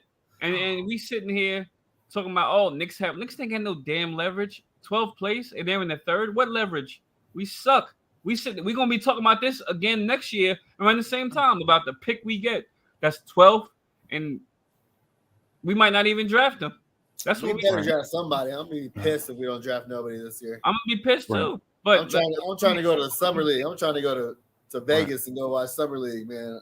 I'm gonna be mad if we don't draft anybody. Wait, Greeny, and I gotta go watch Trevor Kills and Jean-Claude Montero. Right. And I ain't even gonna hold you, bro. For them not to sign Jean Montero, it kind of makes me think like, what are we doing? Is John Montero that bad? Because if he is, let him go. Thank you, Jay. Thank you. But go ahead. So, I mean, Freezy. My bad. If John Montero is that bad, let him go. He shouldn't even be in the conversation. But if he got potential, you need to keep him around, bro. You know what I'm saying? But I will say this to what Cully said. The Knicks didn't do the deal, and then guess what Knicks fans are doing right now? Complaining. Mm-hmm. Well, Why? there was some Knicks fans that didn't want to do the Donovan Mitchell trade, and look at us now. Yeah, you know what's funny? I'm one of those Knicks fans. I didn't want to do it. You know why? Because a lot of people are gun shy about the whole Melo thing. However, if you're talking to a team allegedly for 2 months, why are we in talks with the Jazz for 2 months and you couldn't get a deal done? You let another team get them, and they're better than us. I have the answer for you. What is that? You ever seen that movie Friday? Okay. You remember Craig Mama? Okay. And Craig Mama looked at Craig and said, "It's because you have no game. Now your daddy, he got all the game." Yeah, you remember that? It's because the Knicks don't know how the front office don't know how to do big moves. They don't have no game. Like Craig Mama said, now your daddy, he got all the game. And he over there eating grapes. Right. And the realest thing he ever said was at the end of the movie, put the gun down, Craig. Put the gun down. Yep. But the realest thing he ever said. Right. That's the realest thing he ever said. He was like, yo, that don't make you a man. These make you a man. Yep. Live to fight another day. So let me address my man Greeny. Greeny said RJ progress, but has he progressed this year? Because he looks trash to me. I mean, he got a few games, 20 plus. But Greeny, you my guy. But let's have it. We're gonna have a man-to-man debate. How? He looks trash. So how? Open the panel. Greeny's pulling up. Did Greeny said he progressed? Yeah. Get Greeny. Okay, I got Greeny intro. Y'all want me to play Greeny intro? No. And here it is. Here go Greeny intro. When he comes in, play it when he comes up. Greeny. Okay. Greeny. I'll send it to him. Send it to him. Greeny, you come up here and explain that to me. RJ trash in the beginning of every year. No, but Greeny. Okay. Greeny, that's the thing. Don't tell me that he's trash every year and has slow starts and he gets it together. I don't care if he gets it together. That's with not 12 progress. and 13. I don't care about it. He's not Dr. Strange. He's not the doctor where he just changes the record. With 12 and 13, you tell me he plays in the beginning, nothing new. Greeny, he's 23. How old is RJ? 23 or 22? 22. He turned 22. He's not 32. Yeah. He's not 32 years old. Why is he playing like Paul Pierce when Paul Pierce is 34? He shouldn't be playing like that. Ooh, he's 22. Why are you having slow starts in the beginning of your season? Yeah. Would he take the summer off or something? That's a dub. Greeny, come up here. That's what I want to. This how Greeny intro go. Greeny intro go. He takes the fall and winter off. My man Greeny from my life. Shout out my man. I want this before the show ends because Freezy gonna transition anyway, most likely. Yeah. Greeny, salute my guy. Come up here. Let's go. Greeny intro be like, let's get it. I'm on that good cushion alcohol. That's Greeny intro. Because you can't be. What was Jamie Foxx on? Blame it on the goose. Blame it on the vodka. Get my man. All right. Greeny in the building. What a my guy. What's good, gang? Is this what you wanted, Kelly? Hey, what's good, gang? Speak your mind. Nah, Greeny, speak your mind. What you mean? I've been speaking my mind. I told y'all to come at me. You speak your mind. I'm just saying, them Long Island dudes be, be having weapons and stuff. I just want to make sure you go through the metal detector first before you come up here. Them dudes from Central Islip. Don't try to save them now. Don't try to save. Them dudes from Central Islip. Them dudes from Brentwood be like, No, I need my man. Where Greeny, man? Greeny. Nah, them Brentwood dudes. What are you can't mess with saying, them. Greeny? What are you trying to say? What I'm trying to say is y'all got to be realistic in what y'all saying. You feel me? Because everything y'all gonna say, y'all just gonna take it out of context and this and that and third. Like y'all got to be realistic with yourself. RJ Barrett. Yeah. All right. Let's be real. Y'all want RJ Barrett to be a franchise player when the franchise wasn't even right when he got here. But that's how we got him. So, well, if the franchise was great, we wouldn't have never got him. Oh, no, okay, so that's one thing. Like you're right about that. But so why is everybody's expectation so high on RJ Barrett because he went number 3? Mm-hmm. Hey, bro. No, you feel me? And now because he's progressed every year. Whether you look at his volume of efficiency, if you look at his efficiency numbers, the efficiency dropped, the numbers goes up, but you gotta understand the volume of his shots went up. One season, RJ Barrett. The second season of RJ Barrett's career, he went to the playoffs. How many Knicks as a rookie went to the playoffs as their second year in the career? Behind Julius Randle, yes, we all say behind Julius Randle having a great season, but RJ numbers that season wasn't that bad. Everything people want RJ to do, he did in that second season. People want RJ to do right now, he's did it before. So what everybody wants RJ to do, he's did. We've seen him do it. You feel what I'm saying? So now because the next season, the Knicks get rid of some players, they add new players that didn't work out. So now RJ has to pick up for the load for those players. Now his volume goes up and he still looks trash because he's still young. He's not there yet. He's still not there yet to me, and I'm RJ's fan. He's still not there yet. Okay. You feel what I'm saying? No. Wait, but Greeny, what players is he picking up? He's been playing this season. What players is he picking up for? Because he's been playing garbage himself. What I said last year when Kemba got sat down, and you feel me? All that he had to pick up the slack for all the. He had to become the secondary ball handler. I loved RJ he was balling because he stepped up. Yes.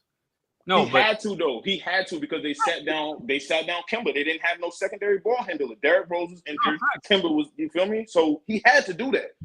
He stepped up. He took mad shots, was bricking, and still was getting 20 points again. And here come the Knicks fans mad because he was forcing to get his 20 when literally he had nobody to kick the ball out to make shots or any of that. May I interject something real quick? The floor is yours, baby. When RJ Barrett missed the last 5 games of the season last year, Quickley got 2 triple-doubles, and Obi Toppin averaged 34 points a game. Here we go. Moving the goalposts. What I'm talking about RJ Barrett. You just came with a Quickly triple-double. Okay. Right. What I'm saying to you is RJ Barrett was playing losing basketball. During that stretch that you mentioned, where RJ Barrett was averaging 28 points a game, do you know the Knicks was 1-14? And the whole season we were terrible. We didn't have a good season last season. Big Dog, what I'm saying, I'm just relating one thing to the other. That stretch where RJ Barrett averaged 28.5 points a game for 15 games, the Knicks were 1-14 in February. That's a good stat to have. That's still. I mean, you're still moving the goalposts on the point that I made, but okay. What I'm saying is how are you progressing when you're playing losing basketball? The only stat that matters is wins and losses. Right. And Greeny, my guy, and RJ Barrett, my guy. Yeah. I'm the number one RJ Barrett fan in here, right? But RJ Barrett's off of RJ Barrett's numbers to team winning. The goalpost is moving here. It don't matter. Even if they were still, RJ Barrett still couldn't hit him. I mean, it don't matter if you move in the rim or not. RJ Barrett's still going to miss a 1-foot layup. If I'm wrong about my points, why do you have to move the goalposts? I don't have to move the goalposts when RJ Barrett has been playing like trash, and you can see it with your own eyes. And I just said that's nothing new. We've been seeing RJ play past the beginning of the years and turning up at the end. Like, we've been seeing it. This is nothing new to the Knicks fan. Greeny, this is his 4th year, though. That's a problem. But Greeny also, I don't disagree with you with the RJ Barrett gets better during the season thing. My point is that in this moment, RJ Barrett is playing like trash. He is trash. He is trash in this moment. So we agree. You know, I rip him apart every time we play by play. I'm ripping RJ apart. You feel me? But I rip RJ apart and I stand right by him at the same time. I'm his biggest critic. I ain't gonna lie to you. Nah, but Greeny, why is he playing trash at 22? Bro, who can assess that, bro? This dude. All right, think about it, Cole. Think about it, Cole. If you came into the league, right, and you had 3-4 different coaches every year, right? When you came onto the team, everybody wanted you to be the guy, and you never really had nobody on your team to show you the way of how to do things, right? Then the one dude that comes in that might have the potential to show you some things, he trying to take the spotlight from you. He's not even trying to pass it down to you. Bro, so now you saying RJ Barrett now. No, Greeny, I see what you're saying, but however, now you got to get it through the mud. Now he got to, you feel me? Now he got to, all right, let me just try to do it. I got to keep going down. I got to do it. Like, you feel me? He don't have that, like, feel me? Like, that's a different thing. And he young as hell. He only on year 22. I get that. However, this, like, he takes the most shots. He takes the most shots than anybody at some games. So it's like, it's not even about him getting through the mud. He takes more shots than anybody on the team. Right. That was a problem. Yeah, but he has to go through that though. Like, he has to, like, you got to understand this. He's a player that's trying to be a star, whether he wants to be a star, whether the Knicks want him to be a star. Players have to go through that to become the star. Jason Tatum wasn't always Jason Tatum. I mean, look, Jason Tatum is balling now. I don't know, but I can't say. Okay, but it took him some time. Jaylen Brown wasn't always balling. It took him some time. It took him about year 4 and 5 to start going crazy. Yeah, RJ Barrett is gas station sushi, bro. It took Jalen. I rest my case. It took Jalen his 3rd year. Jason Tatum. Jaylen Brown did not explode to his 4th year. I can look at the numbers and show you. Was it his 4th year? Yeah, yes. All right. Well, it's RJ's 4th year. He didn't explode. Hey, so stop putting expectations on people. That's what I be telling y'all. Y'all but that's the thing. That's the thing we talked about. Year 4. Everybody got to explode. Year 4. Like that. Like, y'all gotta. Everybody is different. Everybody analyzes the game differently. You feel me? Like, come on, bro. When's he gonna explode? Year 7? Who knows? Year 9, bro. Who knows when he's gonna explode?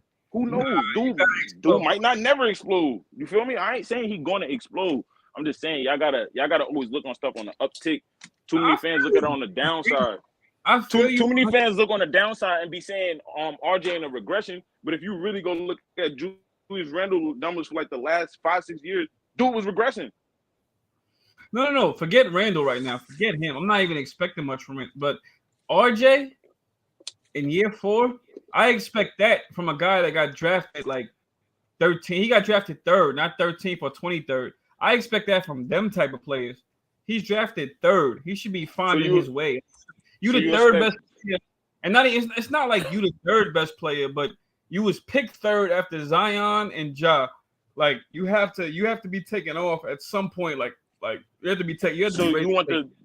So you saying that a player like you said 23rd in the first, right?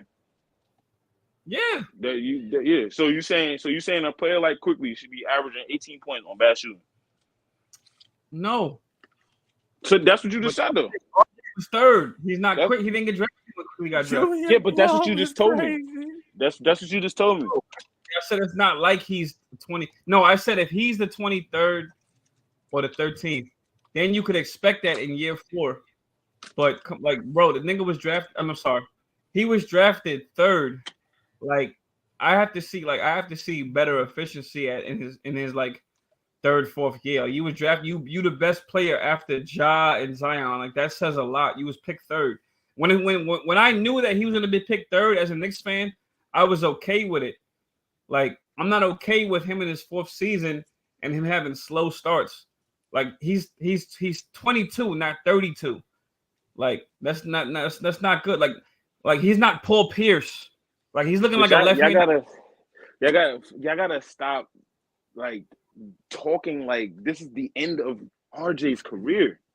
Greeny. So, but Greeny, like, that's the thing. Like, y'all acting like all of this can't be changed, or Greeny, why we gotta stop doing it? Why we gotta stop doing it?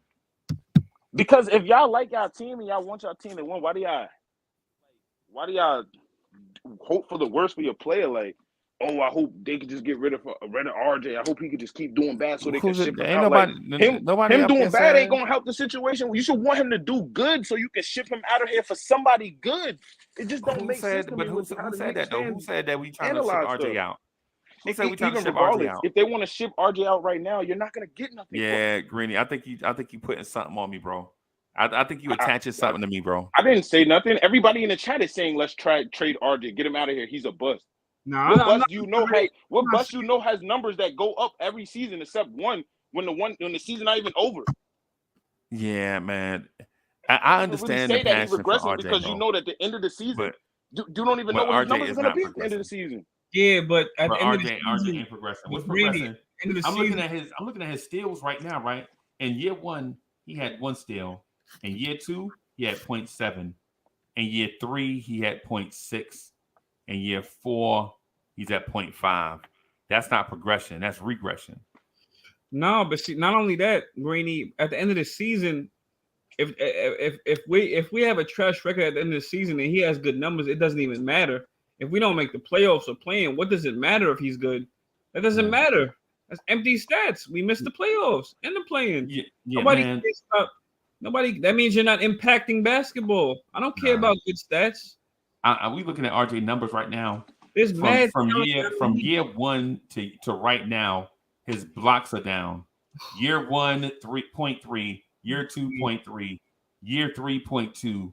Year 4, 0.1. That's regression. His free throws. It's crazy because all the stats you're going to and is then the stats that assists, we know that RJ is not assists good is at. 2.6 year 1, 3 year 2, 3 year 3, Everything you're going and this to year is he's at everything 2.8. RJ is not good at. Every stat you're pointing at is his RJ is not rebounds have gone down. So Everything across the board has gone down except his free throw percentage. If you're an RJ fan and you want RJ Barrett, you know what I'm saying, to get some love from Knicks fans, what we should be talking about is RJ Barrett earning respect from Knicks fans. Right? This is that thing that we do. We build a church for a certain player, and then no matter how bad they get, we stand in the gap for them. And then all that does is make others stand in the gap on the opposite thing. And that's why we polarize. If Greeny just said RJ Barrett playing trash right now, but he 22, Bro, I've man. been said that. But hear me out. But y'all get defended. Y'all get offended when I defend my guy. Like, I get defended. I get defensive. I just said he trash. I said he trash, but I still defend the point of why I still see good in him. And it's like I'm still wrong. The numbers say RJ Barrett is regressing, bro, and they're right there on the screen. I didn't make these up.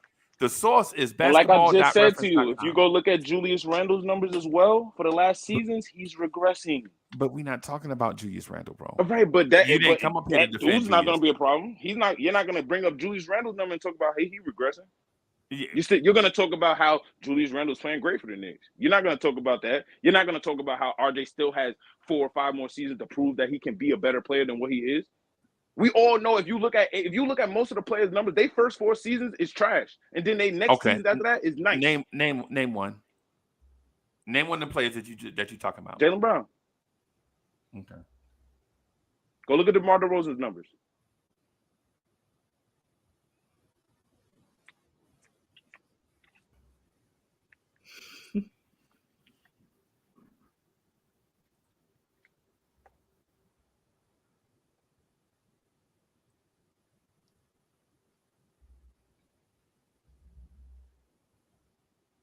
Then you got Jaylen Brown's numbers on the screen right now, right? Jaylen Brown started his career 45%, 46%, 46%, 48%, 48%, 47%, 49%. Jaylen Brown never started his career in the toilet like RJ Barrett, bro. Jaylen Brown never started his career in the toilet. These are the numbers are right there on the screen. They play the same position, shooting guard / small forward. So Jaylen Brown, his first season, played 17 minutes per game and averaged 6.6 points a game. Right. Yeah. RJ Barrett the next started. Season, Yeah, the next when RJ Barrett started, he doubled his assists. He had doubled what his points per game was. Okay. The second season, RJ Barrett still was scoring more points than Jaylen Brown, and he shot the 3-point ball better than Jaylen Brown in the second season. In his second season, Yes, RJ Barrett shot 40% from three. Right. Jaylen Brown shot 39.5%. Still better. Oh, that's a reach. I mean, hey, but you just told me 0.6 and 0.5 was a regression. Okay. All right. Come on, Unc. Is it okay? So there's a difference between 39.5 and 40. I got you. I got you. Okay. All right. I'm gonna take this stuff down because it seems like I'm RJ bashing, and I don't want to make it seem like I'm go to DeMar DeRozan. You can go to DeMar DeRozan. Nah, man. I don't want to do the RJ bashing thing, man. RJ Barrett is trash right now. We all know it. Yeah, he is trash, but I'll rest my case. What we need to do is get RJ Barrett needs to get better. And he can start by not missing 1-foot layups, uncontested.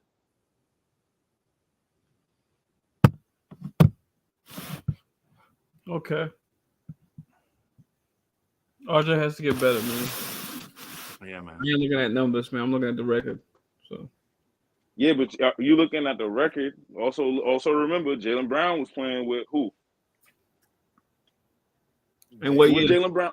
Who was Jaylen Brown? Regardless of what year, who was Jaylen Brown playing with compared to who was RJ Barrett playing with? Yeah, but Jalen Brunson he's a top player on his team now. Bro, he had him on his team for 1 year, not even a full year, 25 games. Talking about Tatum? No, I'm talking about Brunson. On this season? Yes.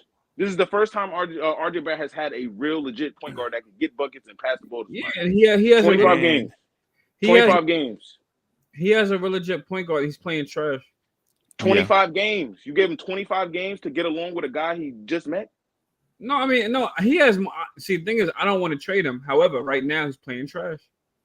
He is trash right now. I agree with y'all wholeheartedly on that. I am not even going to debate any of that. He is brutal right now. Trade. I want to give him. I'm with giving him a chance, but right now with a point guard like that can get him like looks, he's playing trash because there's not many Chris Paul-esque type point guards out there. So with a point guard like Brunson, a scoring guard, pass second, he's looking like trash. He's still not finishing at the rim. He's still not. He's hitting some threes a little bit. I don't know, but he's looking trash. So I can't call it yet. I have to see like mid-season, like January, February, at least by the deadline. I don't want to trade him. Like I said, I don't want to trade him, but he's looking trash. I need better efficiency from RJ. All I'm saying is RJ Barrett is looking like two slices of bread. Like, what is that bread doing here? Why are y'all trying to smother me? Yeah. RJ, they look like they about to put you between two slices of bread, bro. No, I mean, let me come to the camera. We need some people at the camera. No. Like, I don't know. RJ, and I'm an RJ fan. That's the funny thing. I was with it when I seen we was getting him at the third pick. I didn't even want Garland. My sorry behind. I wanted RJ. We all want. And I was with RJ all the way. I didn't even want. I'm like, if we get Darius, we messed up. Now you look at the cat. You know the crazy thing is, I was watching Darius Garland just like I watched RJ Barrett, just like I watched Cam Reddish. I knew Garland was going to be nice, but I thought he declared for the NBA just a little too soon. And he was injury prone. Yeah, and he was injury prone. That's why I was scared. So I was like, I don't know. You never know with these NBA players, man. Some of them have that dog in them, some of them don't, some of them get healthy. We couldn't take that chance because remember, we couldn't take it on Garland. At the time, think about it. At the time, DSJ and Frank was always hurt, and then Porzingis hurt. Garland declared for the trade after he got injured. Like I was like, nah, I'll pass. Yeah, not only that, Porzingis was hurt for us that same season. He got traded like I guess before we drafted. I don't remember, but he was still on the roster. Porzingis was the main one, and Tim Hardaway Jr. was always hurt. Tim Hardaway, yeah. So I know we have bad history, but like Johnson had a chronic shoulder we didn't know about until after he became a free agent. No, but see, the Knicks have to understand it's when you get players after their prime. It's not when you get young guys. You can take a chance on young guys. Yeah, that's what the Knicks F up at because Darius Garland is young. He may get injured again. I'm not gonna call it in the air, God forbid. He may get injured again, but he produces for every now. In what is it, year 4 for him, just like RJ? In year 4 for him, he's balling. You know, these are older. These are guys like Antonio McDyess, Eddie Curry. I can name numerous guys. RJ Barrett. Let me not say, not yet.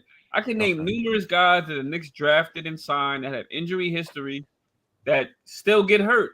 So, you know Cully, before I go, because I know y'all only rock for a little while, but before I go, we rocking, right? We rocking, right? Go to sleep. Right. I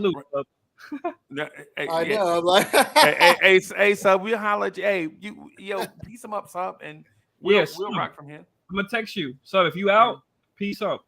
all right, y'all. I'm mad right now. You know me. I'm out. You know what I'm saying? Yeah, sub, yo. Hey, have a good time though tomorrow. Though, you know what I'm saying? For sure. Right, so I'll be seeing you on the Well, big yeah, have screen. a You know what I'm ball. saying? Give a For shout out sure. to the Blowers Tears family I'm when you shouting on out the everybody. big screen. I'm shouting out everybody, bro. All right, y'all. Y'all have a good one. Greetings, All right, boss. fellas. Expressing, hey, so Chat, salute, expressing y'all. Marina's finest. I'm out. Yep. So Cully, What's up? if RJ was a deli sandwich, what type of deli sandwich would he be? Baloney. Based on how he playing right now. Baloney. My baloney has a first name. It's ROWAN. ROWAN. Rowan. Okay. Yeah. Okay. So he's playing like baloney. Yes. Baloney. Rowan. Yeah.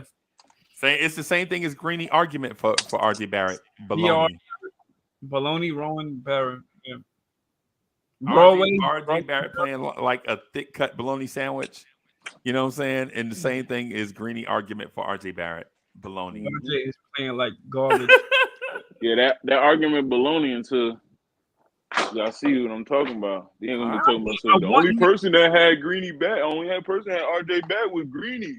Big shout out to Greeny. You gotta keep your receipts. Because people will switch up. The funny thing is I'm rooting for him, but he's playing like I'm being real. He's playing like I say it too.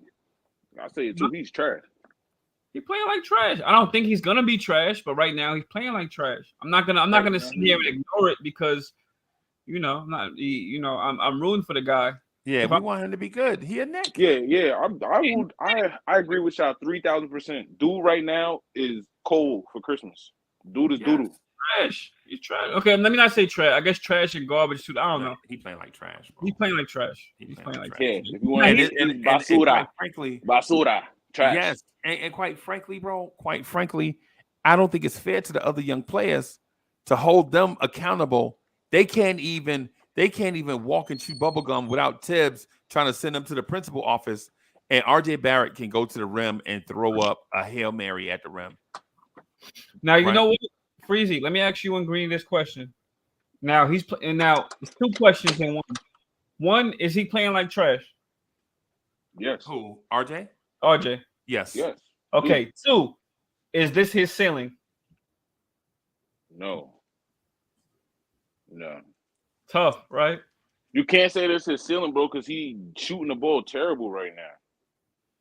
You said he is or he's not? Yeah, he's shooting the ball terrible right now. How long is Tibbs gonna be the coach? That's really the question right there. Because if you tell me Tibbs is gonna be the coach, if Tibbs gonna coach out his contract, if this is 2 more years after this, then RJ is a bust. Hey, D Nice, I got that question from you. That's why. Salute. And look, for all y'all fans that hear me saying RJ this, I want y'all to get one thing straight. I'm not the person to sit here and think RJ is going to be a star. I'm the person to get RJ good enough to trade him out of here so we can get a championship caliber player. Something like Toronto Raptors did with DeMar DeRozan. That's exactly what I want the Knicks to do with RJ Barrett. If he pans out to be the star, then hey, it works in our favor. But at the end of the day, I think that's what the Knicks need to do. They need to let him get good enough to where he could just trade him off like a DeMar DeRozan. Bro, I'm gonna say this about RJ, and I know it's gonna sound unfair, right? But if RJ don't turn this thing around in December, if RJ don't turn this thing, because what's today's date? December 8th? December 9th? Today is December 8th. We got 8 more days until that contract thing don't even matter. Yeah, if RJ don't turn this thing around in December, then I'm for sending RJ Barrett to the G League to get his shot back right. and I know this is gonna hurt some people's feelings, It's gonna sound crazy, right? But yo, it's like when you play golf, when your shot is bad, you don't keep playing golf. You go back to the driving range. Like when you play baseball, you don't keep going to the plate trying to hit home runs. Cage. You go to the batting cage. Yeah. Well, if you RJ right about Barrett that. Don't turn this thing around. If RJ don't turn this thing around in December, you got to send RJ to the G League, bro. You know what I'm saying? Because you can't have the worst player on your team being you can't have the worst player in the league. The worst player in the league being your third option and want to make the playoffs. Yeah. After that, you got to rebuild. In the chat, they say you're not getting nothing for RJ, but they want to trade him now. What you think you're gonna get from RJ right now if you trade him? He's a second round pick at best. Come on, like y'all give a second round pick for RJ? Y'all sound foolish if y'all want to trade him right now for a second round pick. Who the said? player you get in the second round? I'm not saying you. I'm not saying you. I'm just saying like the chat because they want to trade RJ, and if he's worth a second round pick, like that player is never ever gonna amount to what RJ is. He probably won't even make the league. We're gonna get another Trevor Keels. That's what RJ Barrett is right now. But that's what the chat saying they want. They said they want a Trevor Keels for RJ. That's what they're saying. Straight up garbage. Right now, RJ Barrett is a 6'6" Montrezl Harrell. Damn. I got one better than that. RJ Barrett right now is a Travis Outlaw. A 6'6" Travis Outlaw, bro. People in the chat might not even know who that is. Right now, RJ Barrett is a RJ is a 6'6" Bonzi, or same height. He's a Bonzi. He said Bonzi well. Bonzi well for some defense though. I know. That's what I thought RJ could do at least. Right. RJ Barrett is a 6'6" Smush Parker. That might be accurate. RJ Barrett is a worse Steve Smith. I'm staying with Travis Outlaw. Travis Outlaw look like a power forward. Yeah, man. I mean, he's a worse. Don P, what's happening, bro? Hey, what's good? Can you hear me better? Yeah, man. All right. I got one serious question for Green. Yo, what's good? What's something in RJ's skill set that will make you believe that he's gonna be better? You said what happened? What's a skill set that RJ could get better at that you think that leads you to believe that he's gonna get better? What do I believe that's gonna get him better? Yeah, like what's the skill set that RJ has that would it's not even better? It's not even necessarily his skill set. Like, dude, the way he's playing right now, dude is getting to where he's getting to a spot he's just not making a shot, and that just comes with just getting the reps in. So if he can just keep putting the reps in, like it's gonna change. Like he's gonna start making those shots. He's gonna learn what to do in those positions if you keep putting him in positions to make a decision. You feel me? You gotta give that to him so he can understand how to do it. You can't just give it to him the first time and then expect him to make the right play every time and then you judge him because he's not making the right play. You feel me? So that's how you gotta look at it. RJ Barrett right now is averaging a terrible 18 points on bad shooting. Okay, what if RJ Barrett was making those shots when he's getting in and making them floaters and all that? Like his skill set is there already. He's just not making his shots. And what is his skill set again? He's a scoring wing. That could defend. He's a good defender. What do you mean? Like, cool. You don't think RJ is a scoring wing and he's scoring 18 on bad shooting? How is no, I don't think he's a scorer or he's not a scorer.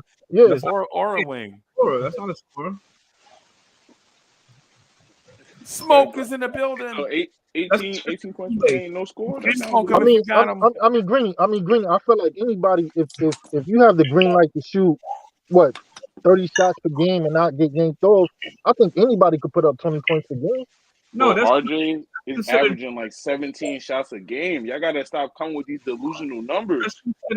Not right now. He only taking 15. No, he only taking 15 right now. Two-way because you're not scoring on a good percentage, but you're a two-way because we have the ability to score, just not at a good rate, at a good clip. RJ can score. I mean, I know he can, but he's just not converting. He's playing like trash. So he's a two-way. Can I chime in? What up to the panel? Salute to everybody. Can y'all hear me? Yeah, I can hear you. What up, Nick? All right, now finish. Go ahead. Yeah, I think RJ's biggest issue is his IQ. Like I Oh think God. that is his biggest problem. He doesn't make the right decision more times than not. He drives in the paint. He thinks he just makes one decision and then ultimately goes with it. He doesn't really think the game at a higher level. And if you don't have it, he doesn't realize he doesn't have it, and he keeps forcing it. That just roots in low IQ. On top of it, I feel like Tibbs is making him like I'm about to say, do all this extra stuff. Like he's not that Now, particular player. He just doesn't can I have can a I high push IQ. I think it's can I forcing. put can I push back on what he's saying a little bit? I think RJ's IQ is very low for the simple fact that like naturally if you play basketball with your friends, right, and you realize you ain't got it, you might not want to do different things, but if you're smart enough, you realize that basketball has a lot of factors, right? You could rebound, you could play defense, you could try to get steals, you could play the passing lane. You could do a lot of different things to contribute to the game besides scoring. And his problem is he thinks the main factor of the game is scoring. And his foot speed has gotten a lot slower this year. He's not very good on defense. He was already mediocre. So when you go below mediocre, just imagine, right? And there's a lot of factor, and I wouldn't blame that on the coach because the coach is expecting you to improve physically as a person as you get older, and you're not supposed to be regressing physically. So you can't really blame that on Thibodeau that he didn't come in the tip top shape like a person like Sims, like a person like Quickly, like a person like Grimes, like a person like Julius. You know what I mean? That's his fault. That work ethic that we said he has, it's not real. I don't think he's fat though. Like I feel like he put on Come unnecessary on, muscle. bro. You don't think I don't think he he's look fat. how many hold on, let me ask you a question. And I'm sorry. How many Yeah. games he looked in shape to you out of And, 20, and, 20 and 23, this year, 24? this How year, many games he look in shape this year? I wouldn't say he's out of shape. He just looks like he has too much weight How for many his games he look athleticism. in shape though? How many games he look in shape? What do you mean by in shape? You mean ripped, right? I Cut up. mean, no, I mean, uh, being athletic, being nimble, being light on your feet, being able to move side to side. You know what I Fluid. mean? Because my problem with RJ is he grabs a lot of rebounds, but then he picks and chooses when he want to jump, right? Like he got that little and one in the last game, and then when you seen him do that double knee kick, it looked weak. I was like, bro, why'd you even kick your legs like that if that's how high you was going to jump? Can I can I Like, can I can I rebuttal? I feel like he has too much weight for yeah, his athleticism. but you Like just said he didn't look fat. but I think he put on too much muscle. Like almost can I compare? When you see muscle on Remember, his body, yeah, he's fit. If you compared him to his prior years, his rookie year, his second year, he's physically bigger. His shoulders are bigger. His arms are bigger. His legs are bigger. But if you were to say, remember when Mitch Robinson came back from that injury and he put on all that muscle? Yeah, last but he year. was fat. He put on fat, not muscle. It it wasn't like useless fat. It was a ton of muscle on his frame, and Mitch was bulky. Yeah, and it was a ton of muscle on his frame, and his yeah. athleticism didn't look the same. Period. And it That's wasn't. And true. No, that's true. But when you looked at him, it just didn't look like he could get from point A to point B and at and the and, same pace. and He you couldn't close out on them threes, but he didn't look out of shape. He just was heavy. can you can see that fat in his face when Mitch did it, and I felt like Mitch was better skinny because he already plays lackadaisical. So I agree that he didn't need no more weight. But RJ, And when you say out of shape, I wanna clarify. Like when you play these tons of minutes that Tibbs puts on him, and he still like performs at the same baseline, which isn't great, but he plays at the same baseline, whether it's minute 40 or minute one. Right. It doesn't necessarily mean he's out of shape. It just means he has too much weight for his particular to like be honest with athleticism, you, and when he's you just watch, not when that you kind of athlete and that can handle that and muscle. I want to say this. I want to preface it. I apologize because I'm not trying to cut you off. I just want You to good? address You your good, bro? points as you make them, right? You go, bro. So, no, respectfully, all I'm saying is when you watch people like Grimes, IQ, and the sparing minutes that uh, Deuce may get, and you watch how they move on defense and they stand in front of people, and I get it. They're not as big as RJ. They're not as lardy as RJ. I get it, right? So their lateral quickness is a lot more nimble. But you could tell they play defense like they playing at the park, and they don't want you to get nothing. I want to say they're higher IQ defenders too than RJ. I don't think Like that's true. I don't think their that's. anticipation. I think they're their just more athletic. They're more athletic, but they have way better anticipation than RJ does, RJ especially back, on man. rotations. Yeah, They- Dre, if I ever get in trouble, bro, I want you to be my advocate, bro. Right? You're the first person I'm calling, bro. I'm basically saying RJ doesn't Because really have a high IQ. he hasn't even always been this bad defensively. The year we went to the playoffs, he was actually good defensively. Yeah.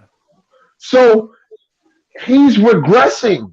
That's all my problem has ever been. It was like, yo, when we went to the playoffs, and I'm bringing up old things because I'm still salty, but it is what it is, right? When we went to the playoffs against Atlanta, right? Randle took all the heat, and I'm not making it about him, but nobody said RJ didn't even help, and he was supposed to be the second option. All they said was Randle's a third option.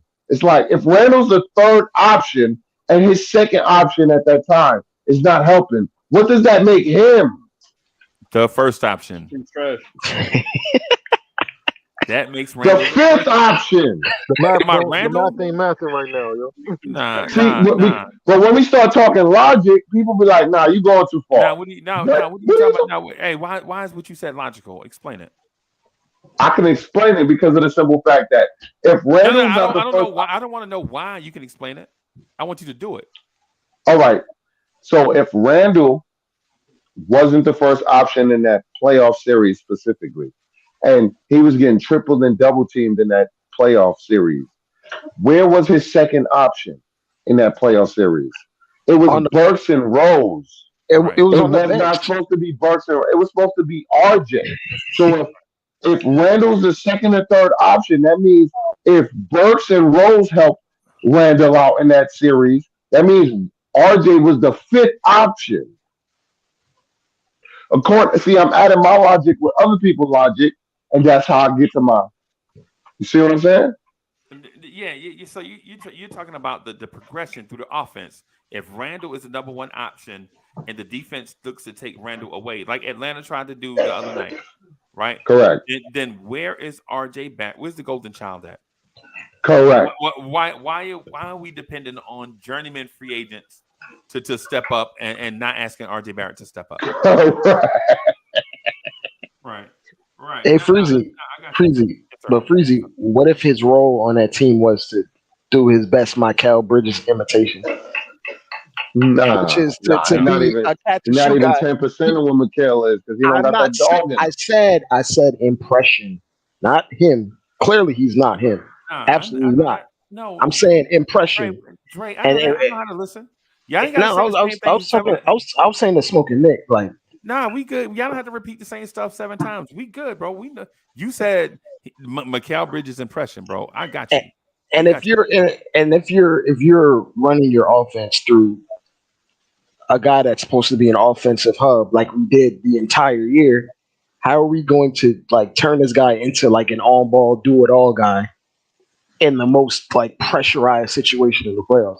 He was never the guy on that. He was the second leading scorer, but most of his shots was created. Like 95% of his shots were assisted. Yeah, he wasn't like dribbling the ball and putting up shots. He was never that guy on that team. RJ Barrett is what you call a tertiary scorer. If you're down by if you're down by 20, RJ Barrett gonna score a lot of points. If you up by 20, RJ Barrett it's like Sammy Sosa. Like you never saw Sammy Sosa hit. If your team was down by 2, Sammy Sosa never hit a 3-run homer, right? He never hit a 2-run homer. But if you up by 4, Sammy Sosa will come up and hit a grand slam. Now you up by 8, and RJ Barrett does a lot of that. a lot of that during the course of the game. I got a Right? question. Why is it considered? Let Okay, me hold on. you got it. You got it. Easy, big fella. Let me say this just real quick. Right? The thing about young players and stars is their stardom is created and built in the playoffs. You're not gonna be a NBA star unless you step up in a big game or That's facts. multiple big games. So when Smoke said, "Where was RJ when Julius Randle was being double teamed in that playoff series that we needed him?" Our star was missing. Right? RJ didn't step up. Did Randle play a bad series? Yeah, he played a bad series, whatever. We know that. But Julius Randle is a journeyman power forward that took advantage of his opportunity on a new team. But RJ Barrett was drafted to be the future of New York Knicks basketball. And in his one opportunity to step up, to become a star, he didn't. Now, RJ Barrett was 20, right? But so what?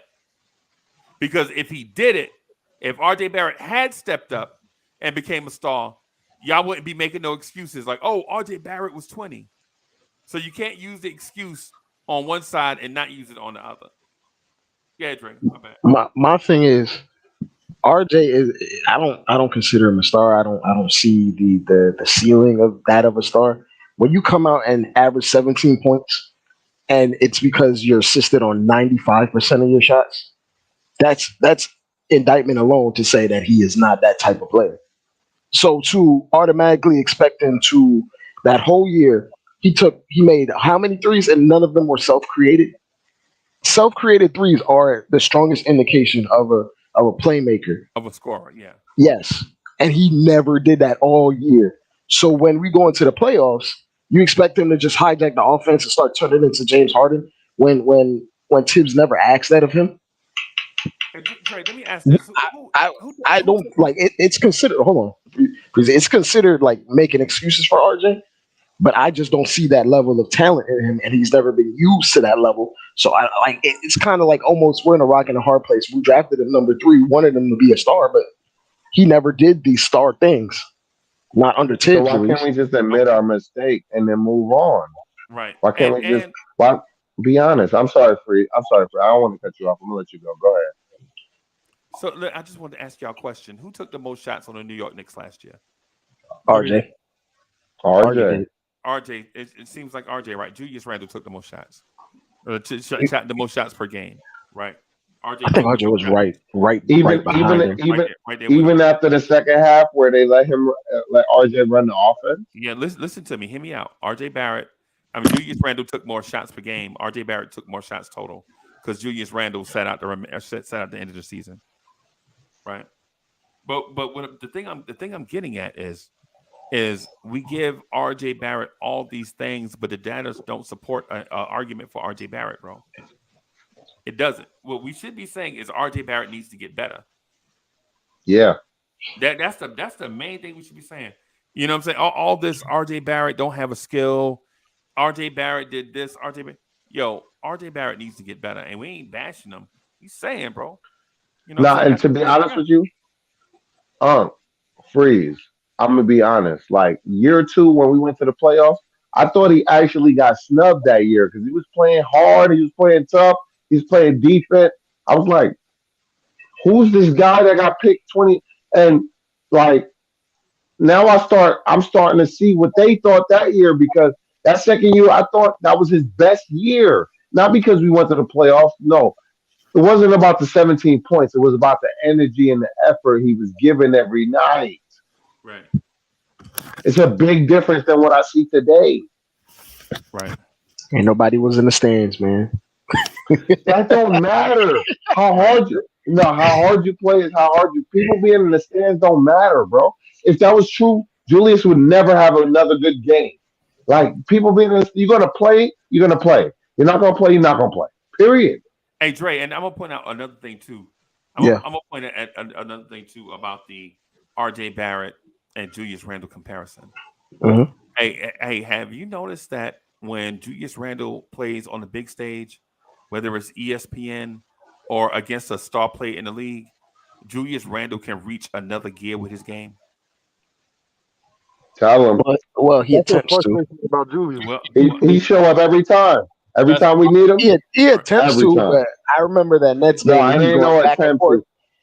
No, he was going back with Kevin Durant, and he took the bait, and then he just basically Hey, shot us out that game. no, take the bait, fam. nah. When you don't got no teammates that's gonna help you You win talking the about game, what you the supposed to RJ game? do? You talking about the RJ game? The game that No, no, no, RJ no, tried to no, go ham? Yeah. no. The This game year, that it's happened this year. It happened this year. Like they had Julius Randle mic'd up, and he was like going back and forth with KD. He's like right back at you after you hit like a couple shots. Because But Kevin we Durant was played just them leaving him 4 open times, a so lot. obviously you gotta fill them out. And you gotta remember, every team that beat us, we gotta get back. They're not just coming through licking on us, right? So we might over analyze everything because we want to have a conversation. But when you think about it analytically and just consciously, you Yeah. see that every team that been coming at us, who been coming back and getting their get back on them? That was a question. Oh. That's Like, fine. Are we winning? Dre, Julius is the best player on the team, or has Dre, been the but last 2 years. So it has hold to on. be him. No, I thought it was Hold Brunson. on. Wait a minute. So, Hold on. So hold on. So Dre, that game that you mentioned, I just want to put the extinguisher on that hot take that you did. That game that you just mentioned, Julius Randle scored 24 points and had 11 rebounds, 3 assists. How much of it did he have in the first half? Because he came out hot and then fell off. Yeah, I understand. But the point was in a big game, Julius Randle plays good. And or tries to, at least, or tries to reach another level. The point I'm getting at is in those big games, RJ Barrett shrinks. Yes, RJ Barrett doesn't always. RJ Barrett needs a confidence play. Like for instance, the game last year in Los Angeles, the Saturday night ABC game, when we played the Lakers in LA, right? RJ Barrett was getting torched by a dude named Malik Monk, right? Hold on. He was getting torched so bad that Tibbs brought in Grimes, right? Can I ask you a question, please? No, you can't ask me no question. I'm talking. Yo, so my man, so what happened is RJ Barrett went doing the joint. He gets a steal and then he comes down and he dunks on Anthony Davis. And then from there, you see RJ Barrett shot starts to go, and then he hit the three-pointer to send the game to overtime. The thing is with RJ Barrett, bro, is clearly in any game, whether it's high profile or not, RJ Barrett needs to get his confidence going in order for him to step up. Because if you remember the Boston game last year when he hit the game winner, RJ Barrett was sucking like a dog in that game and got warm towards the end of the game. That's why he was looking for that shot for the game one. He didn't even think they thought the play was going to Alec Burks. RJ Barrett said, "Yo, I thought the play was going to Alec Burks, so it came to me, and I did what I do." But Julius was that the play where he hit it on the side of the backboard, or the shot? That was the question I only wanted to ask. Yeah. What I'm saying is what I'm getting at is Randle can elevate his game in these pressure situations. RJ Barrett has to get his confidence going in any game. If RJ Barrett's confidence is not there, bro, you're not going to get the Miami. You remember the Miami game when he came out scorching hot against Miami? He wound up scoring 46.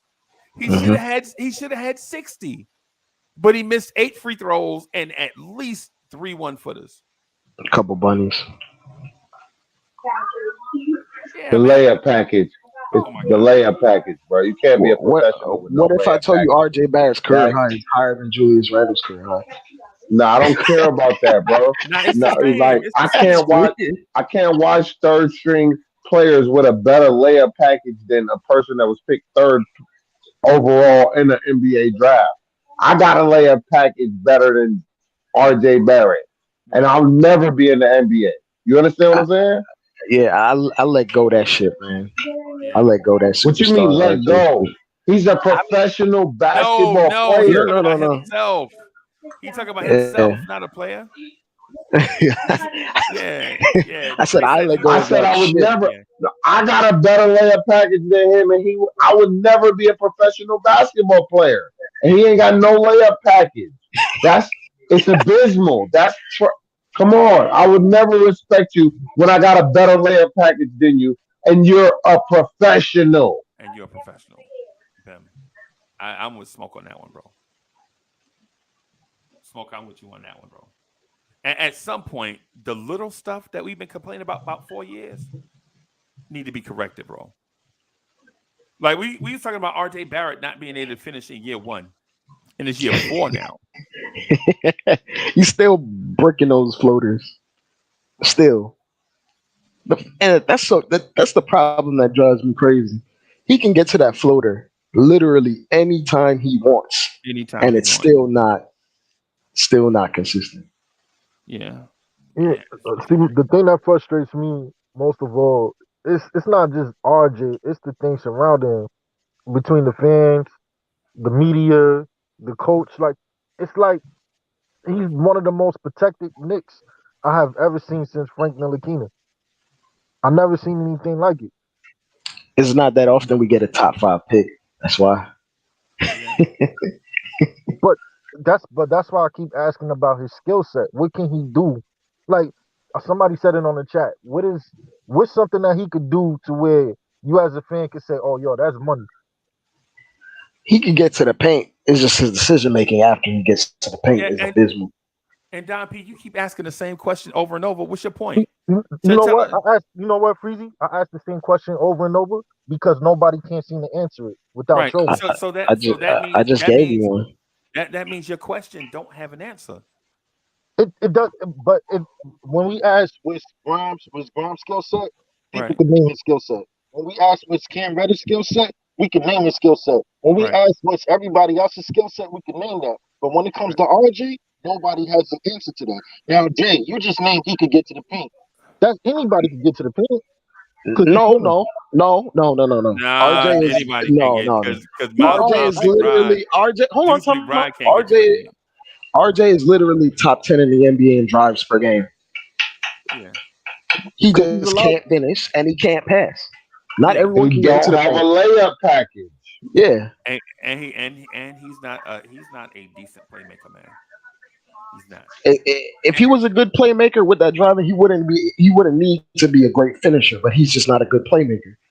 Right, and then the other thing too with that is, and this is what I just want to talk basketball for a moment, like for the people that played basketball, right?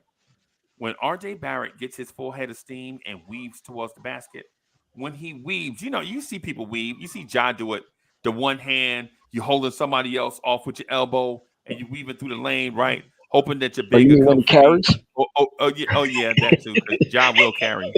They need to call him Carry Morant. But anyway, what I'm saying is when RJ gets in there to do his crab dribble, right?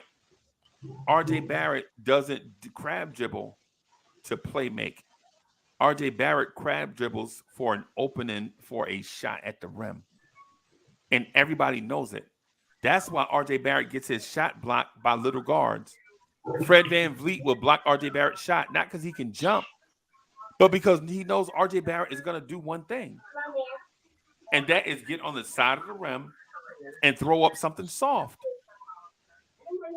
Can we start telling the truth? RJ Barrett is toxic to the Knicks, like Julius Randle last year. We gotta hold that boy feet to the fire. Smoke, you said what I said just now. What I said now wasn't the truth. I agree with you. I'm agreeing with you. I'm not even trying to disagree with you. I know he's a bum. I've been saying he was a bum for almost 3 years. Okay. That's a fact. You can check every conversation we've ever had. I was like, this boy is garbage. I play basketball with people on the street that's better than him. I just told you I had a better layup package than him. That's a fact. I'll play with anybody and I'm scoring, period. That's a fact. That boy is a bum. I'm gonna tell you this too. I think Tibbs is handcuffing him too. Now, the stuff that RJ Barrett does. How though? I gotta push back on that. All the stuff. I don't care if you pushing back, bro. I'm right. I know basketball. I play basketball at a high level, bro. I already know these things that I see come from experience with coaches telling me what to do. This ain't me watching. This ain't me just watching MSG and just finding out through 2K. You know what I'm saying? No, me neither. Me neither. This is me. Somebody telling me what this stuff is, what to do, what to look for. I'm telling There's you. something in the background. I don't know. Can y'all hear that? Yes. Or is that me? Yeah, I hear it, Dre. Oh, somebody knocked out. It might be Cully. That's Not sure. Cully. He's out of there. That was Cully. Mr. Cully over there Malpica. watching his eyelids. Oh damn. Cully is snoring, bro. I'm gonna call his phone real quick and wake him up. That's what happens when you have a tough life. Life is hard. Yeah, That's the sleep of a man that worked a long day, man. That's a type of long sleep. day, bro. But Dre, what I was getting at with the RJ thing, right? Is you know how you're supposed to have an outlet, right? As a ball handler, you're supposed to have an outlet all the time, like straight in front of you to your left and right. You're supposed to always have an outlet. That way you won't have to pick up your dribble or leave your feet to pass, right? Basic fundamental stuff, right? RJ gets into the paint, bro. You don't see him looking for a guy, right? Now when Randle does it, ironically, he doesn't want to pass, but basic fundamental stuff, if you are wide open, Randle will give up the ball. Yep, Randle will give up the ball, right? But when RJ does it, I saw Obi cut baseline. RJ coming in from the wing. All RJ Barrett had to do was lob that ball towards the corner of the backboard, and Obi would have got it for the lob, right? You know what RJ did? RJ went to the rim over two people and got his shot blocked and complained about the facts. he plays like he and got they got attacked. And they got attacked though. Right. And they got attacked because he thinks, oh, just because I went up, I deserve a foul. It's like, yo, fam, there was a better play to make. Right. He plays like he got blinders on, and I feel like he play like a racehorse. He chasing that dog. That's all he doing is chasing that dog. I feel like Randle has better opportunities to playmate too because he works out of the mid post, and that's a classic position. Randle's just better than him. It's not. He don't got better opportunities. Randle sees the field, and Randle will pass the ball to people that's actually open. Hold on. Tibbs draws up plays to use Randle's skill set. Randle can make the simple pass, the one repass. So we draw up a lot of plays for him out the mid post. Tibbs does not trust RJ's playmaking ability, so we don't ever see that. So hold on. That's what I'm saying. Hold on. Yo, Freeze. I'm not trying to be disrespectful. Let me ask a question. You think Tibbs is drawing up RJ's tunnel vision when he gets the ball and then dudes like he'll get a pick from like Sims or somebody else and they're clearly open and he does? You think he's drawing that up? I don't think that's drawn up. No, but I think the point here is because I don't think no basketball coach is gonna do that because you got to know your player tendencies too, right? Or you know what I'm saying? It's one of them things. I think what Tibbs does is they have their go-to plays. Like Dre, you'll remember this play, right?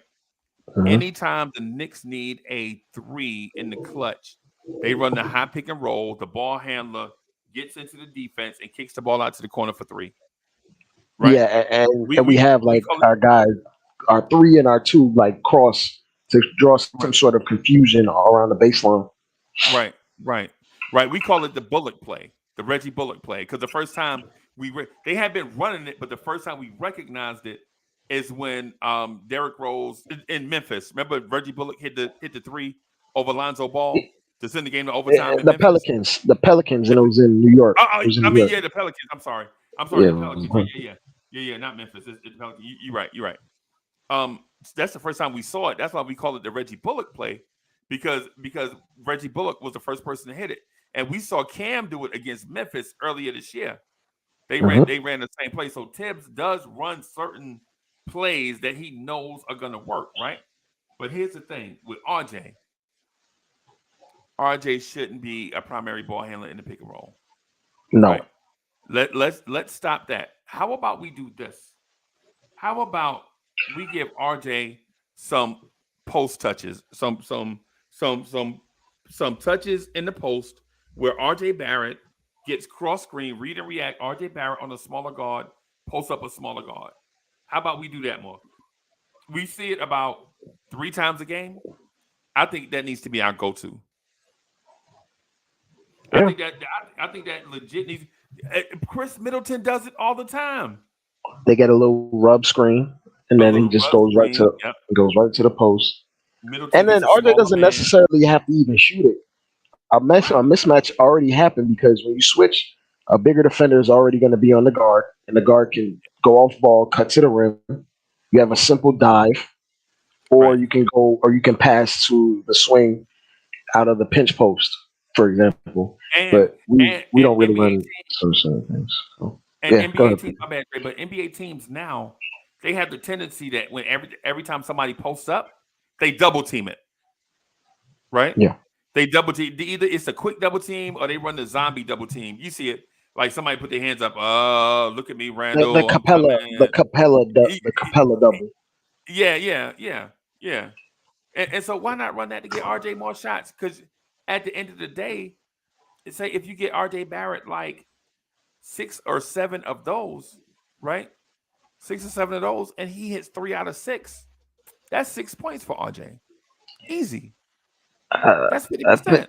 I think things like that are supposed to like simplify the game for him because he doesn't make the right decision more often than not. So you got to handicap his decision making. Otherwise, if you give him too many options, he's just gonna pick the wrong one.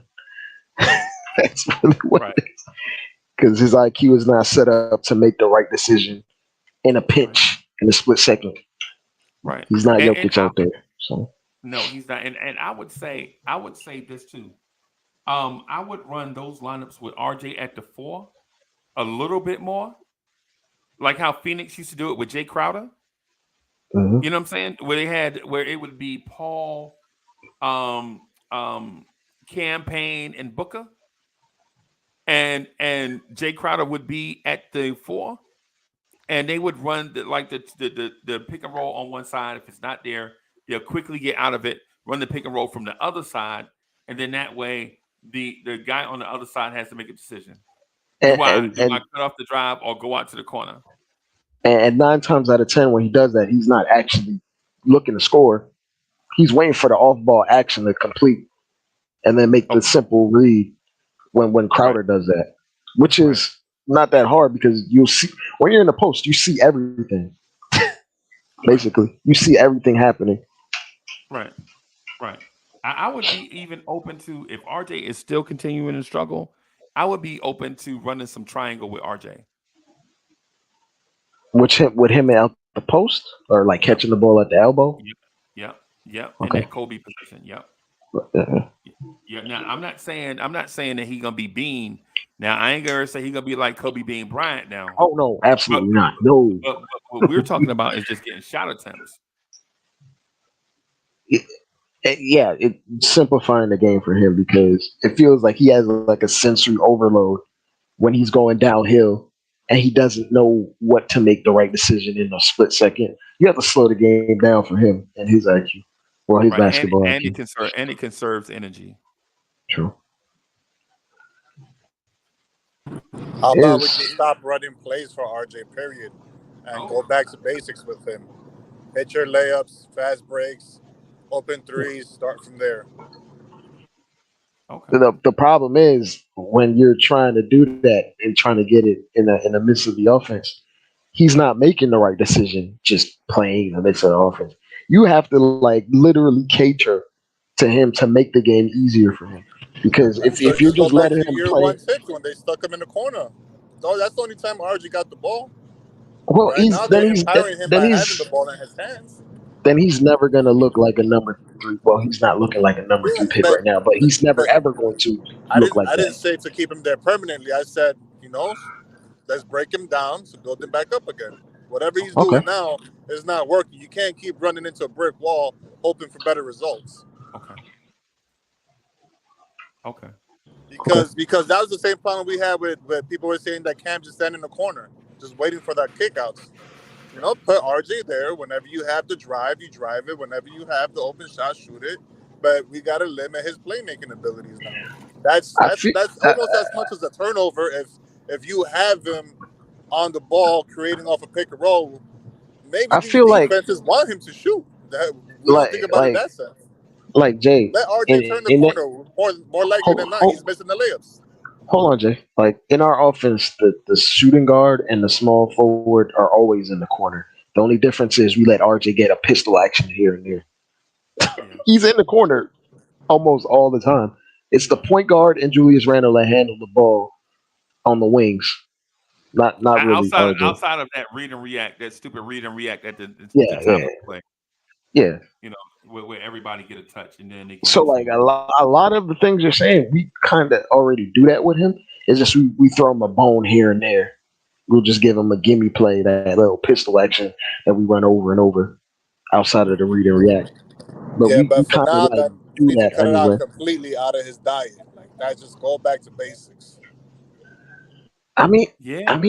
trying to go out the post is really basic. Like, Okay, do you feel everyone can confident? do that. You feel confident giving RJ the ball in the post, knowing he still can't finish? I'd rather have RJ play better defense. On the fast break, you're gonna run your ass off now on the fast breaks. We'll get it to you in the fast breaks and hit your corner threes. Let's bring you back to year 2 Barrett. Let's work from there. He's doing that right now, and he's just missing them corner three. Because he's He's just trying to do missing them. too much. I think he's trying to do too much. He's trying to justify his contract. It's like we got Brunson, That's we fair to got say. Randall. Those guys are ready to win right now. RJ's the one that can put us over the top if he ever really reaches his ceiling. And it's immense pressure. Jay, I don't know if you Jay, go can ahead. you see the screen? Come back. Can you see the screen? Can Yeah, you I see can the see screen? it. Can you see me? Yeah, I see. Yeah, I Okay. see you. Yeah, All we right. see you.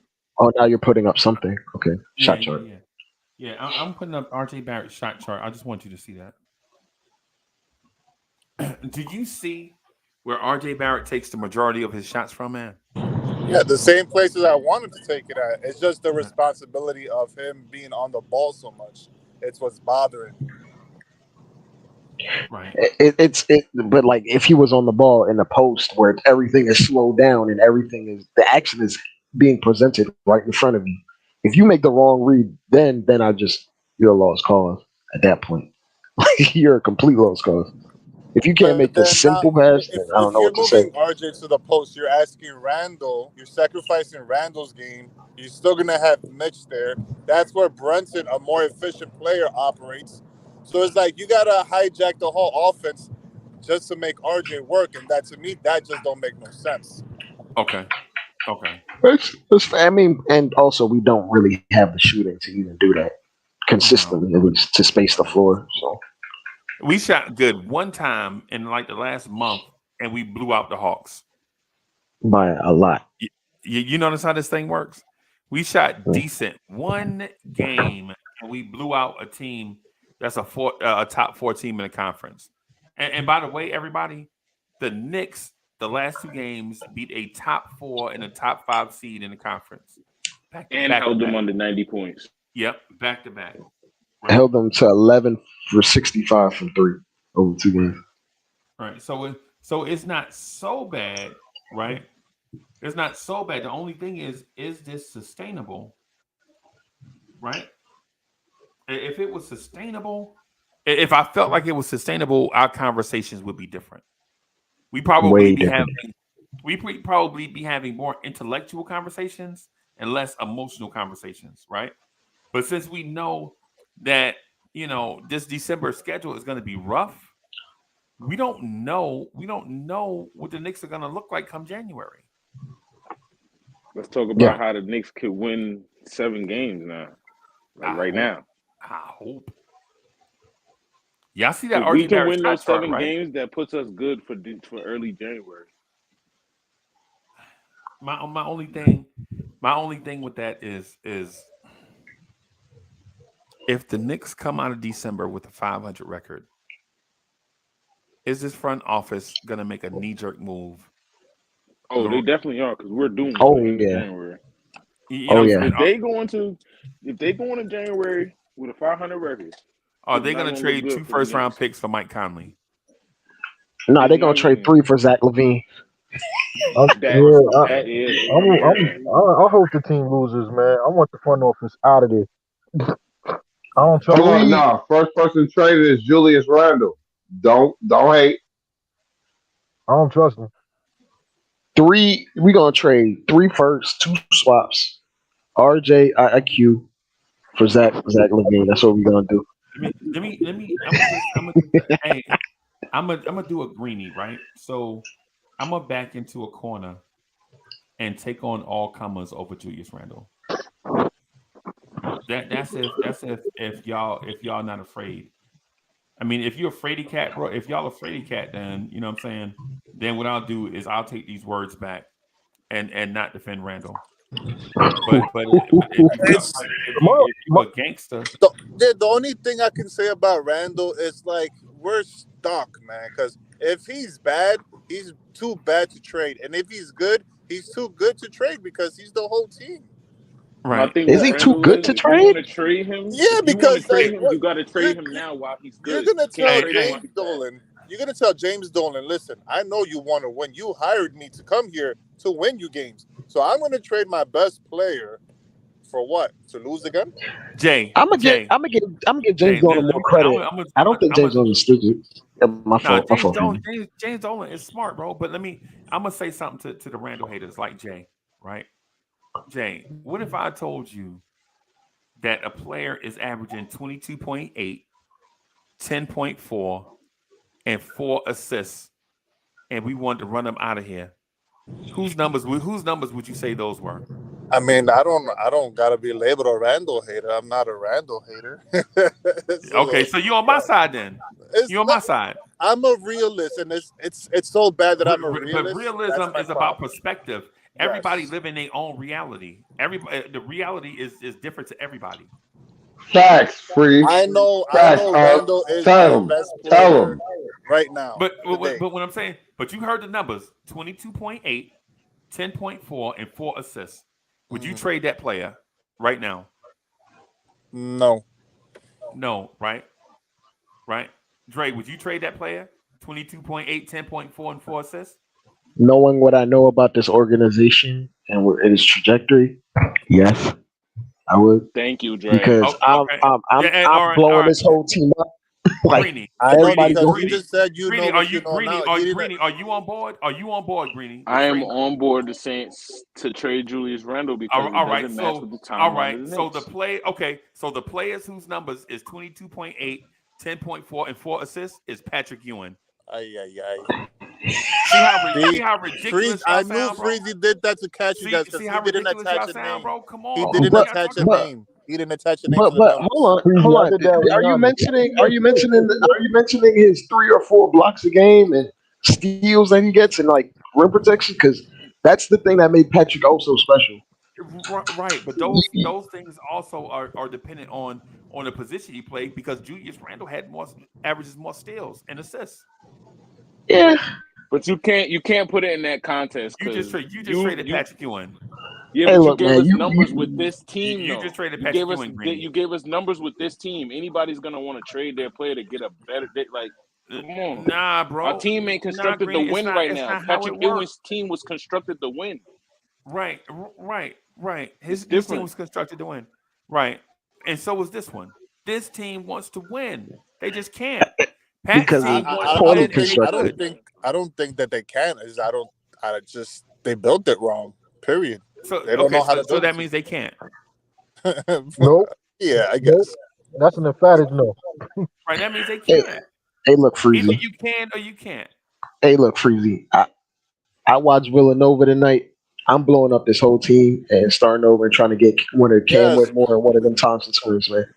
Hey man, you got to get both the Dre, Thompson twins, you're bro. 100% correct. The right move is to trade Julius. Yes, but be Right. real about it. They're not gonna do it. No, the right They're move not is gonna not do it. the right move is not to trade Julius. You know why the right move is not to trade Julius? Because Why? because for one, Julius Randle statistically is the greatest power forward to ever play for this organization. Period. Fair. Statistically, numbers wise. And we can bring up Dave DeBusschere, Willis Reed rebounding numbers, Charles Oakley rebounding numbers, and Julius Randle is right there with them. Right? Is Julius gonna win us a chip? Hey, but here's the thing: did Charles Oakley win you a chip? That's why Julius got to get I shipped think out. Julius is better than Charles Oakley. That's I'm not going to disrespect him like that. I think he's better than Charles. This is the thing. Every time I get ready to advocate for Randle, everybody cut me off because they don't want to hear what Julius Randle has done as a Knick. Right? Oh, Julius Randle can't stop the handle. You know I'm the biggest Julius Randle fan. Continue, bro. What I'm getting at is Knicks fans have this disorder that they love you at first until you give them something, and if you don't give them something on their terms, they hate your guts. That's what Knicks fans do, bro. It's actually what we're seeing with RJ Barrett right now. The first 3 years, RJ Barrett's the golden child. This year, we expect him to bring us something. He ain't brought it. Fan base flipped. Period. That's what it is. Like what we do is, if you give us a baseline of high level play, we expect you to hit that every single time for an extended amount of time. And that's why people got on Randle when he went from All NBA to just a pretty solid player last year. That's really why we really gave him so many issues or gave him so many grief. You're muted. But Trey, you heard Pat Ewing's numbers, right? 22.8 and 10 and 4. Right? You know what Julius Randle's numbers are? Right now? They similar. They right off Pat Ewing numbers, bro. They are right off of Patrick Ewing numbers. Right? And Randle is just about to turn 29. He ain't even hit. Randle is coming into something. Right? Yep. And so my thing is we bash Randle, but we forget the center. Who was Dre? You remember the center before Julius Randle? The center or the power forward? The power forward. I'm sorry. We were out here with Jason Smith. Noah Vonleh. Yeah, we was out here with Noah Vonleh. Is that what y'all want to go back to? Nah. I mean, like, if you just talking about talent, you want to go back to Quincy AC? Hey, Freezy. What about? Do you want to? Y'all want to go back to Derrick Williams? Freezy. A more apt comparison is compare age 27 season of Patrick Ewing to Julius's age 27. Hold on. But what player have we had as good as Julius Randle besides maybe Porzingis? Right. In the past, and Carmelo in the past 20 years. See, people don't want to admit the truth. Hold on, big dog. I wasn't finished my thought. Right? We want to make all these hypothetical thoughts in our head, but the fact is, Julius got us out the graveyard, brought us back to life. It's called resuscitation. Know what I mean? Yeah. You should appreciate the person that resuscitated you, because you could still be in the afterlife. Know what I mean? I agree with you, which is why him being that might be good enough to get us some picks. Exactly. So that means you don't agree. You want us to? No, I do agree. Sorry, because I gotta get them right. So when we trade Julius for some picks, who we getting after that? We building around Star J. That's the prize. Mr. Inconsistency. Mr. Irrelevant in the NBA. We're not building around RJ. I'm blowing the whole thing up. So why would we trade our best asset? Right, let me ask you a question, Smoke. Let me ask you a question, Smoke. Please What do you want to see? What do you want to see more? Julius Randle perform at a higher level, or the Knicks win championships? Bro, we're not winning no championships right now, so we're not going to win it with Julius Randle neither. Yeah, we're not winning with RJ Barrett. Well, But we're nobody's not gonna saying win build with around Julius RJ. Randle and playing around his contract. We're playing out Julius Randle contract on the Knicks is not gonna help the Knicks get to a championship. Let me just interject this real quick, Dre. So what people said in the chat was Kristaps Porzingis may have been better than Randle, but when Porzingis was here, he averaged 17 and 7 as a Knick. Nah. The best version of Kristaps was the first 2 months of that one season. That's about it. The All-Star, yeah. That's it. At least Randall has done it for years at a stable level, so can't really say that. I've been Now, saying if that, we're nobody believes me. if Randall's we're been our best player. They've been trying to build around him, but the fan base keep. See, I almost lost my cool. The fan base keep. No, go ahead. So Zach Randolph is a comparison of somebody else? No, Zach Randolph. No, not you. I'm not talking to you. I'm saying Zach Randolph is what somebody said in the chat. But Zach Randolph averaged that's cap. And 10.6 rebounds. Right? Nah, no matter he's better than Zach. Yeah, he's supposed to be better than Zach. There is nobody better than Julius Randle. Don't tell me y'all want to go back to Isaiah Hicks. You know what I'm saying? That's what y'all want to go back. Trade Randle so we can go back and get Isaiah Hicks. Or Lance Thomas. No, they want Lance Thomas, They want Lance Thomas. Or Michael Beasley. That's what y'all want. I'll Henry take Ellenson. Michael Beasley over Julius Randle. left-handed Melo. What Michael Beasley said? He said I was a left-handed. He said I was a left-handed LeBron. Left-handed Melo. And that's left-handed Melo. And that's exactly why he out the league. Hey, listen, if I had to trade my best player to guarantee myself to get a top 5 pick in this draft, I would do it. Yes, Uncle Freezy, Michael Beasley out the league for the same reasons that Julius Randle might be out the league. It's all mental. It wasn't. Hold on. Stop it, bro. Julius Randle is not out the league, bro. No, he's not. You see now you doing what? Hold on. No, you sound like a reporter. That's hyperbole. Nah, fam, that's hyperbole. Why would a person that averages 20 and 10 consistently be out the league? Smoking Nick, hold on. Nobody said Julius Randle was a bum.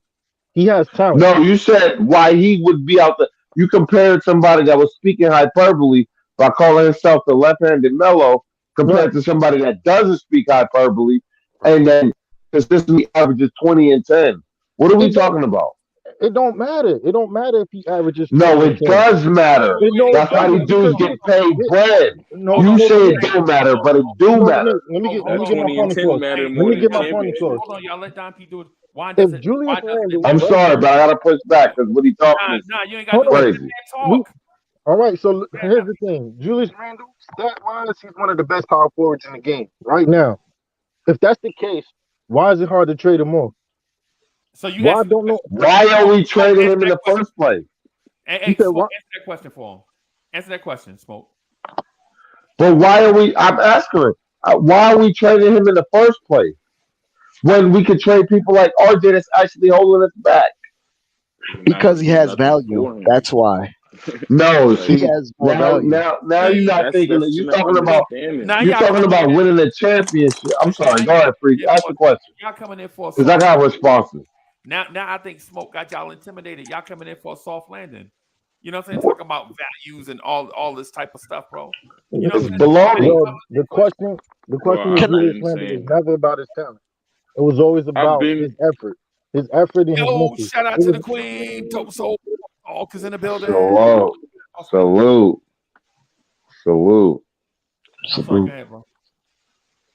It was never about his talent. His talent was there. How this. How you played in I don't mean to cut you off. You play like that in every game. Just showing effort. He ain't gotta score 20 points. My problem with most of the Randle hate is that it's never about basketball. The boy always balling out 70% of the games in the season, and then we talking about attitude, and we talking about all these. Hold on, let me finish, and I got you right. We always talking about the things that's not basketball, but then when it's everybody else, we want to pretend that they got all these intangibles that they ain't showing us. Obi need 30 minutes when he saw, right? RJ needs to play more when and then we always put in these excuses. But then when the one person that shows you in any situation he gonna ball out, we still hate. Bro, are we delusional or not? Yes, Like, sir. what are we seeing? Smoke, we delusional. Like, no, we're all not delusional. Most of us, keep cooking. Go ahead, bro. most of us see what they think they want to see instead of seeing what's right in front of them. Life ain't what you think it is in your head. And if you live like that, respect to you, you can do what you want. It's your life. That's not my business or my point. My point is that when you clearly see this man's been dragging us to be 10 times better, and we're not even that good. Imagine how bad we would be if we wouldn't have the one person that drags us. Think about that. Hold on, smoking Nick, which brings to the point. I don't have faith in his front office figuring out a way to get a 1 and 2 better than Julius Randle in front of him. That's because y'all advocate for bum asses like RJ, so we can't get fucking. Excuse my friend. I'm sorry. Hey, hold on. Hey, smoke. Sorry. What he's saying don't have nothing to do with RJ. He's saying, man, he don't have the front office ain't going to get nobody. Well, we didn't get Donovan because they advocated for RJ because he scored 20 points. And like, not even just him. Grimes, I like Grimes. I ain't gonna lie, they might have been right on Grimes. But they had 10 games in the end of the season when the season was over. We was playing bum teams. Everybody was acting like it was the beginning of the season. We was winning games when it was like, we should have really been losing games. We had all these arguments. We then dissected it like it was a frog in science class, man. Like, so when I hear people go back on the hard words they was advocating for, I know you full of it. I know it. Hey, Smoking Nick. Y'all flip-flopping. I don't like it. And I'm not talking about nobody specific. I'm just saying you can't. When the information come out, you can't change your opinion. That's a fact. Yeah, that is a fact. If you only, but you gotta give people props for holding it down when they've been carrying it. That's all I'm saying. Don't come in for a soft landing now, bro. If you disagree with Don P, just say it. He right here. I do. I'm just trying to be respectful. You know. Yeah, hey, y'all listen. We having a conversation. Don't take none of this stuff personal. No, of course not. Don P a tough guy. Don P a tough guy. I know. No, fact. It's no beef. I'm just saying, like, I just want people to stand on that shit y'all was. Excuse my language. Stand on that stuff y'all was talking about last year. He's the face. He's this. He's that. When it was only 2 months, he did that crap. All right, Don P. Go ahead, Don P. Go ahead, bro. Yo, Julius Randle ain't the king of nothing. First of all, he ain't the king of. I never said he was the king. Hold on, let him finish. All right, so the thing about Julius Randle is this, he has the talent. I would say in a heartbeat, RJ's a bum. I never said Julius Randle's a bum. I never questioned his talent. What I do question about Randle is he actually has the talent to do a lot of things at a high level. With Randle, he picks and chooses what games to give that maximum effort to reach that potential every game. What he did with the Nuggets, I knew he could do that. The effort he gave defensively, I know he's capable of doing that every game. He just picks and chooses when to do it. That's my issue with Julius Randle. And I'm not sure I'm comfortable with that as the best fam. on the team. If you play with RJ, wouldn't you pick and choose when you want to play good too? Oh, here we go. That's the character. Come on, man. When you play with a dude that's consistently inconsistent, that's a cop out. Pick and choose. Like all the cop outs I was making last year. See, now they don't like. Hold on. Let me get him. Let me get him. I'm still waiting for my time to get you. Okay. Come on, Greeny. Hey, y'all don't. Hey, let Greeny do his thing. Come on. Hey, look. And Smoothing Nick, we done had talks behind the screen plenty of times. I've told you this. Julius Randle is a great basketball player. He's the best player on the Knicks right now. Yes, he's good. He's one of the best power forwards in the league.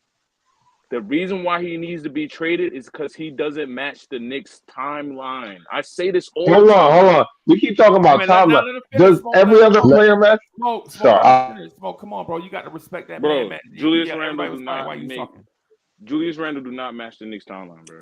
Let's just keep it a stack. Julius Randle is what's not. the timeline?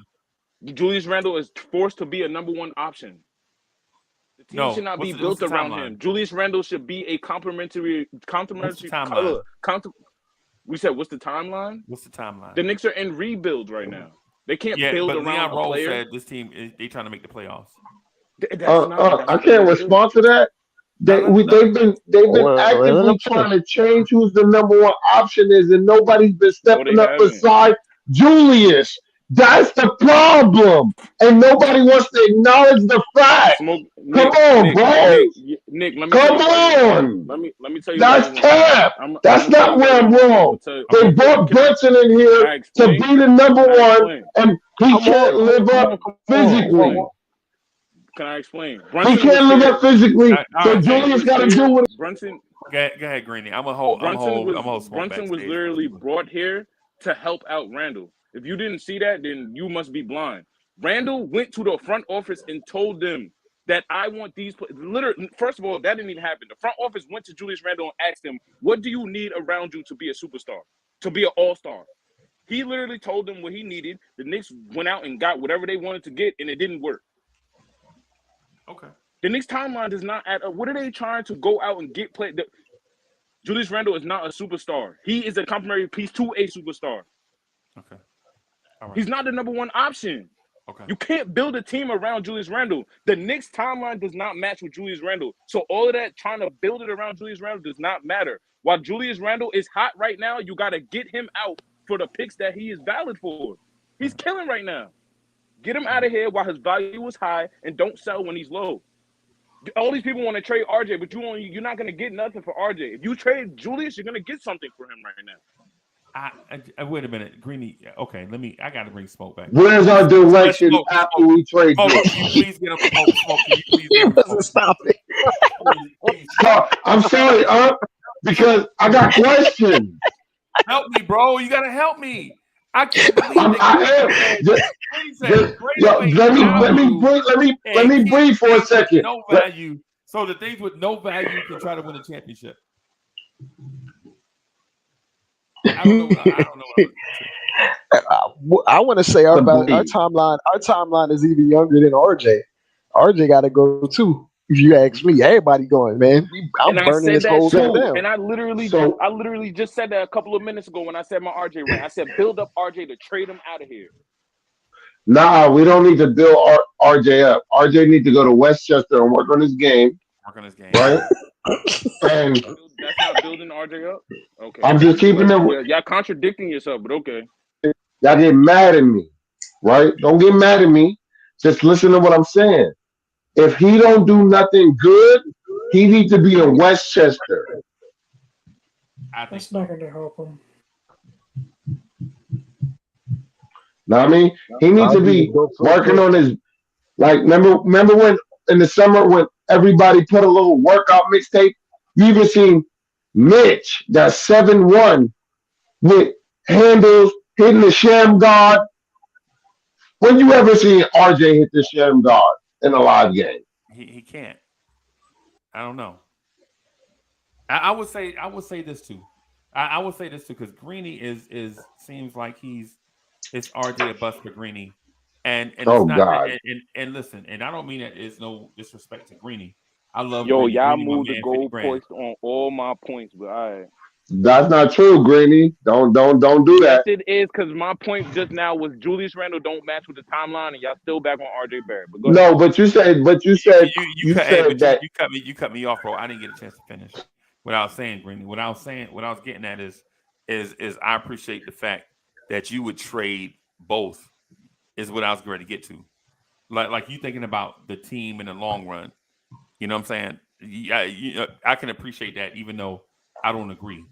Because the reason why I don't agree is because we pretend or we believe whether we in this whole righteousness of we New York that just because we get assets that good players are going to come here. And I'm telling you off experience, just because the Knicks get assets don't mean great players are coming here. Period. I've seen it too many times, bro. I saw the Knicks with 3 first-round picks in '96, not able to get Kobe Bryant. I seen the Knicks with $50 million in cap space, offer Mike $35 million a year, and Mike was like, "No, thank you." Right? I saw the front office this summer bumble up the Donovan Mitchell deal. Bro, good players don't come here, bro. So when you get a good player, you got to keep them. I don't understand how this is not easy to understand, bro. When have you ever seen Kevin Durant say, "Man, I love the Knicks," or LeBron say, "Man, I love the Knicks," or Mike Jordan say, "I love the Knicks," or Dwayne Wade says, "Man, I'm thinking about joining the Knicks"? Nobody does that, bro. Ever. So LeBron shouted us Fuji, out you when gotta. Julius Randle was going crazy 2 years ago, but people forgot that. He never shouts us out. RJ Barrett. LeBron shouted out RJ Barrett when he dropped 30 on him. What do you like? You can't take LeBron's word as law. LeBron is a flip flopper himself. I didn't say I was taking his word as law. I'm just saying he just said we don't get shout outs, and I just said the person that caused us to get the shout outs. He took us at the graveyard. I'm saying good players don't come here, bro. Anthony Edwards is not licking his chops to get here. Zion, whether we recognize it or not, Zion is not licking his chops to get here, man. Julius Randle is our best player. We don't get good talent like this. Before we complaining that we mediocre. Before Randle, we was garbage. We went from vanilla ice cream to chocolate ice cream, and now we mad we chocolate. We wasn't even ice cream. We was frozen yogurt. Yeah. Well, first off, vanilla ice cream better than chocolate ice cream, but continue. Yeah, it depends. It depends. I French vanilla way better. I'm a fatty, so either one I get, it don't make any difference. But it was just a reference. But Justin DW, thank you for the generous contribution. Justin DW says putting RJ in the G League makes his value low as ever. Trading Randle max value is smart. Then you take the assets and trade draft for a star. Greeny, preach, Greeny. Preach, Greeny. Preach. At least I'm not crazy. Like Freezy, but when you say it like that, are you content with mediocrity? Because that's where we're at. We're gonna be mediocre. If we're never gonna get the star, and Julius is our best player, like then what is that? Dre, you gotta understand where we are, boss man. Listen, just because we out of the gutter don't mean we out of the street. You know what I'm saying? You gotta look at it. You gotta look at it as this, man. The Knicks, just because Randle can't take us to 55 wins, don't mean Randle is trash. Before Randle, your power forward's name was Noah Vonleh. And I've never said Randle was trash. I swear to God, bro, it's a dude. It's a dude. Mm-hmm. Now I'm gonna tell you a little personal stuff about me, right? It's a dude that's in the club that we in, right down here in South Carolina. It's a dude in the club we in. He hit the number. I think he hit the number for like $2 million. So he in his club with us, right? Like he came up out the mud, bro. You hit the number. That's how you here. You acting like, yo, why y'all drink the same champagne? Y'all drink the same, bro. You hit the number, bro. Your ass was broke, and you hit the number, and now you talking like you built this club. If you don't stop, get out of here. Are you serious? You act like you was born in a Bentley, bro. You was not born in no Bentley. You hit the number. And that's what the Knicks are. The Knicks are the people that are on third base and act like they hit a triple, bro. No. Bro, this is one thing at a time, man. Come on. How are we going to turn our nose up at Randle and RJ Barrett is playing like trash for 2 months? This is the 3rd month straight. This dude has been playing like trash. And we talk about trade the best asset we got because we don't like him. Or like Greeny said, he don't fit the timeline. And then when I say whose timeline, Please don't say RJ Barrett. If you say RJ Barrett timeline and RJ Barrett playing like trash, I swear to God, I'm gonna jump my fat rump out this window, bro. How does RJ Barrett have a timeline? Yo, Drake, how does RJ Barrett have a timeline?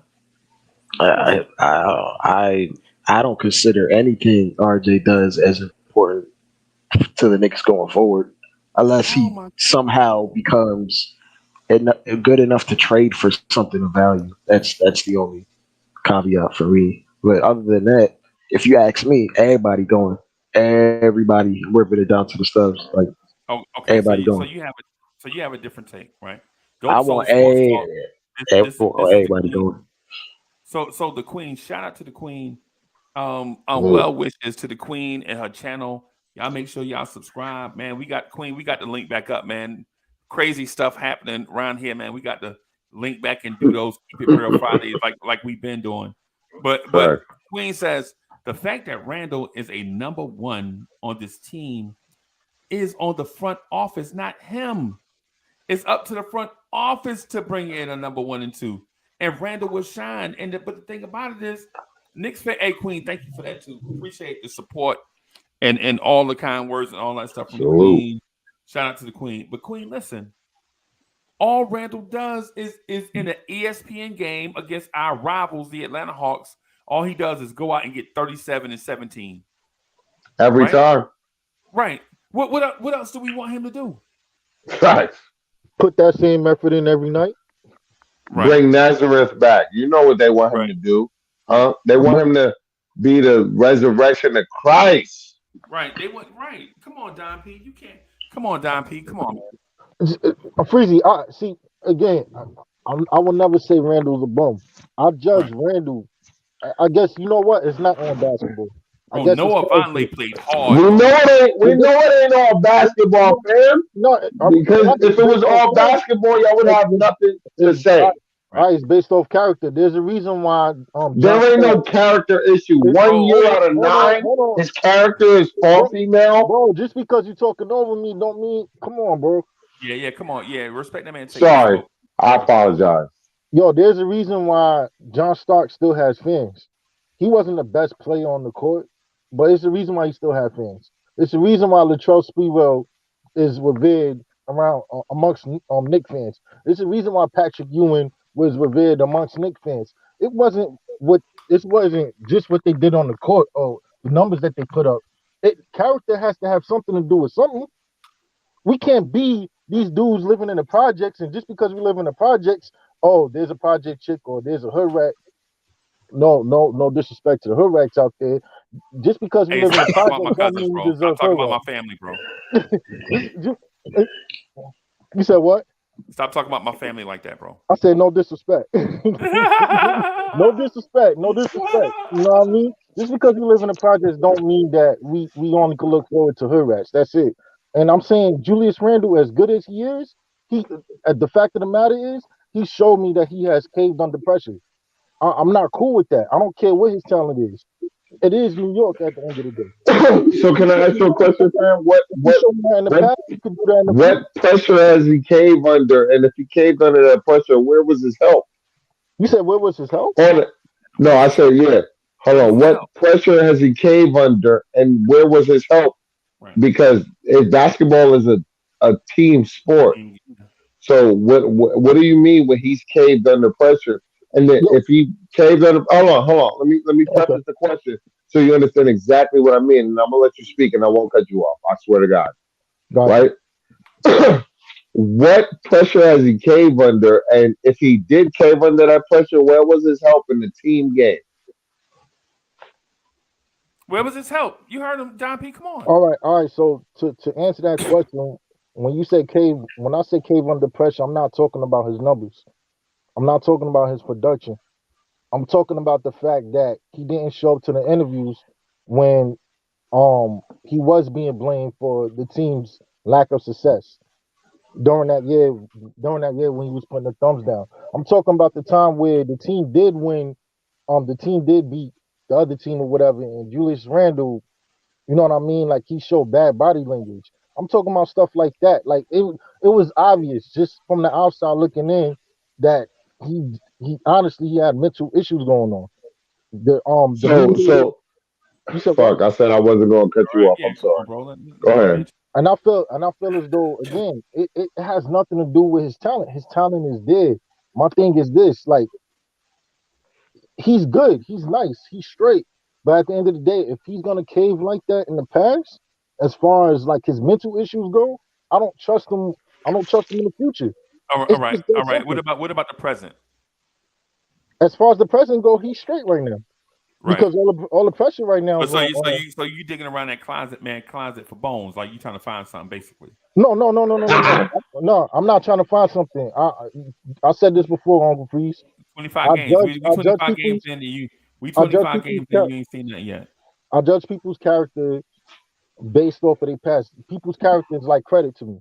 So if you did something in the past, I'm gonna look at you in the present, and that's gonna dictate the future.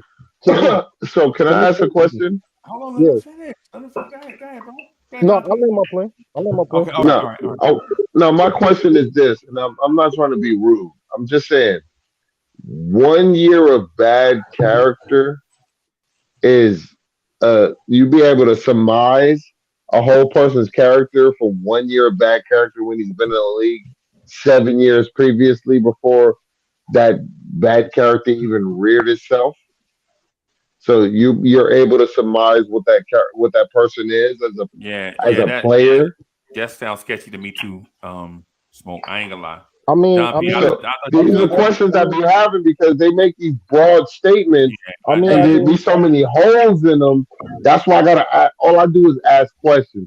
That's it. I got questions. Yeah, that sound like Don P. That sound like the Poconos right there, bro. I swear. That's a good vacation spot too. But let me answer that question. Let's go. See, those 7 years that he's been in the league, that's cool. But he's with the Knicks. He's with the Knicks right now. So everything, and it's not the fact that he's on the Knicks. He chose to get on the Knicks. He wasn't traded over here. He chose to be with the Knicks. So he knew everything that came with it. He knew about the pressures of the media. He knew about the rabbit. Hey, Don P, stop right there. Mm-hmm. Right? Stop right there. Here's the thing. What superstars chose to come to the Knicks? None of them. No. Name them. They scared of our media. So Julius Randle, knowing everything that all those stars knew. Talk to him. Kevin Durant did not choose you because he didn't want you.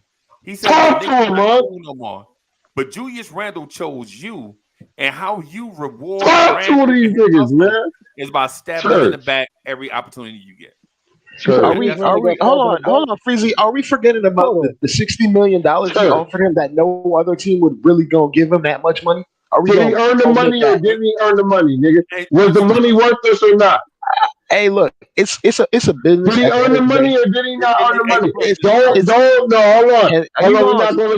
We're not going to let you slide back that. Did he earn the money or did he not earn the money? Did he earn his extension or did he not? That's not the point. The point is he chose to come here. That is the point. Did he earn his money or didn't he earn his money? Watch your Can I language. finish? Did he earn the money or Smoke, not? watch Did he earn your the money or not? He earned the money, but that's not what I'm saying. My point is he came here because we gave him the biggest bag. That's point blank, period. No one else was giving him 3 years. Teams let him go without trying to retain him. What's the fact? Because what I saw Steve Mills said about Julius Randle. Steve Mills said Julius Randle felt like he was an all-star, and coming to the New York Knicks was his clearest path to become an all-star. That's what I saw Steve Mills say. And the best opportunity to become an all-star and earn more money and the biggest bag was here. And you keep saying the biggest bag. Hold on. We had Bobby Portis. Finish. We had Bobby Portis and Marcus Morris. Did he beat them out straight up or not? We overpaid both of them. Hold on. We had Marcus Morris and Bobby Portis. Did he beat them out straight up or not? Yes. He's better than them. He's better. Hold on. See, this is what people do. Did he beat all three? We got 3 power forwards in 1 year, and they had a basketball competition. he And makes one more of the the money than was them. the champion. He made And more one of them money is the than them champion. because he was better than them. Period. He was And better one than of them them is the coming champion. into that So offseason. I rest my case. I rest my case. I'm gonna read the super chat right quick, y'all. Hold on. Justin DW, thank you for the generous contribution. Justin DW says Julius can be impact player to help them win a chip as a third option. JB, the only one playing for keeps. Everyone else look like plastic cheese wraps. What I would say to you is, what I would say to you is this: be careful about Jalen Brunson, because Jalen Brunson in the last 3 games. I'm just saying, right? You said don't hold on. Don't hold back for he a liability defensively. Hey, so Stafford my man Stafford says, I love how Smoke is roasting Don P on next. That's what I do. That's what I do. He just mad because RJ a bum. More fire. That's why Stafford done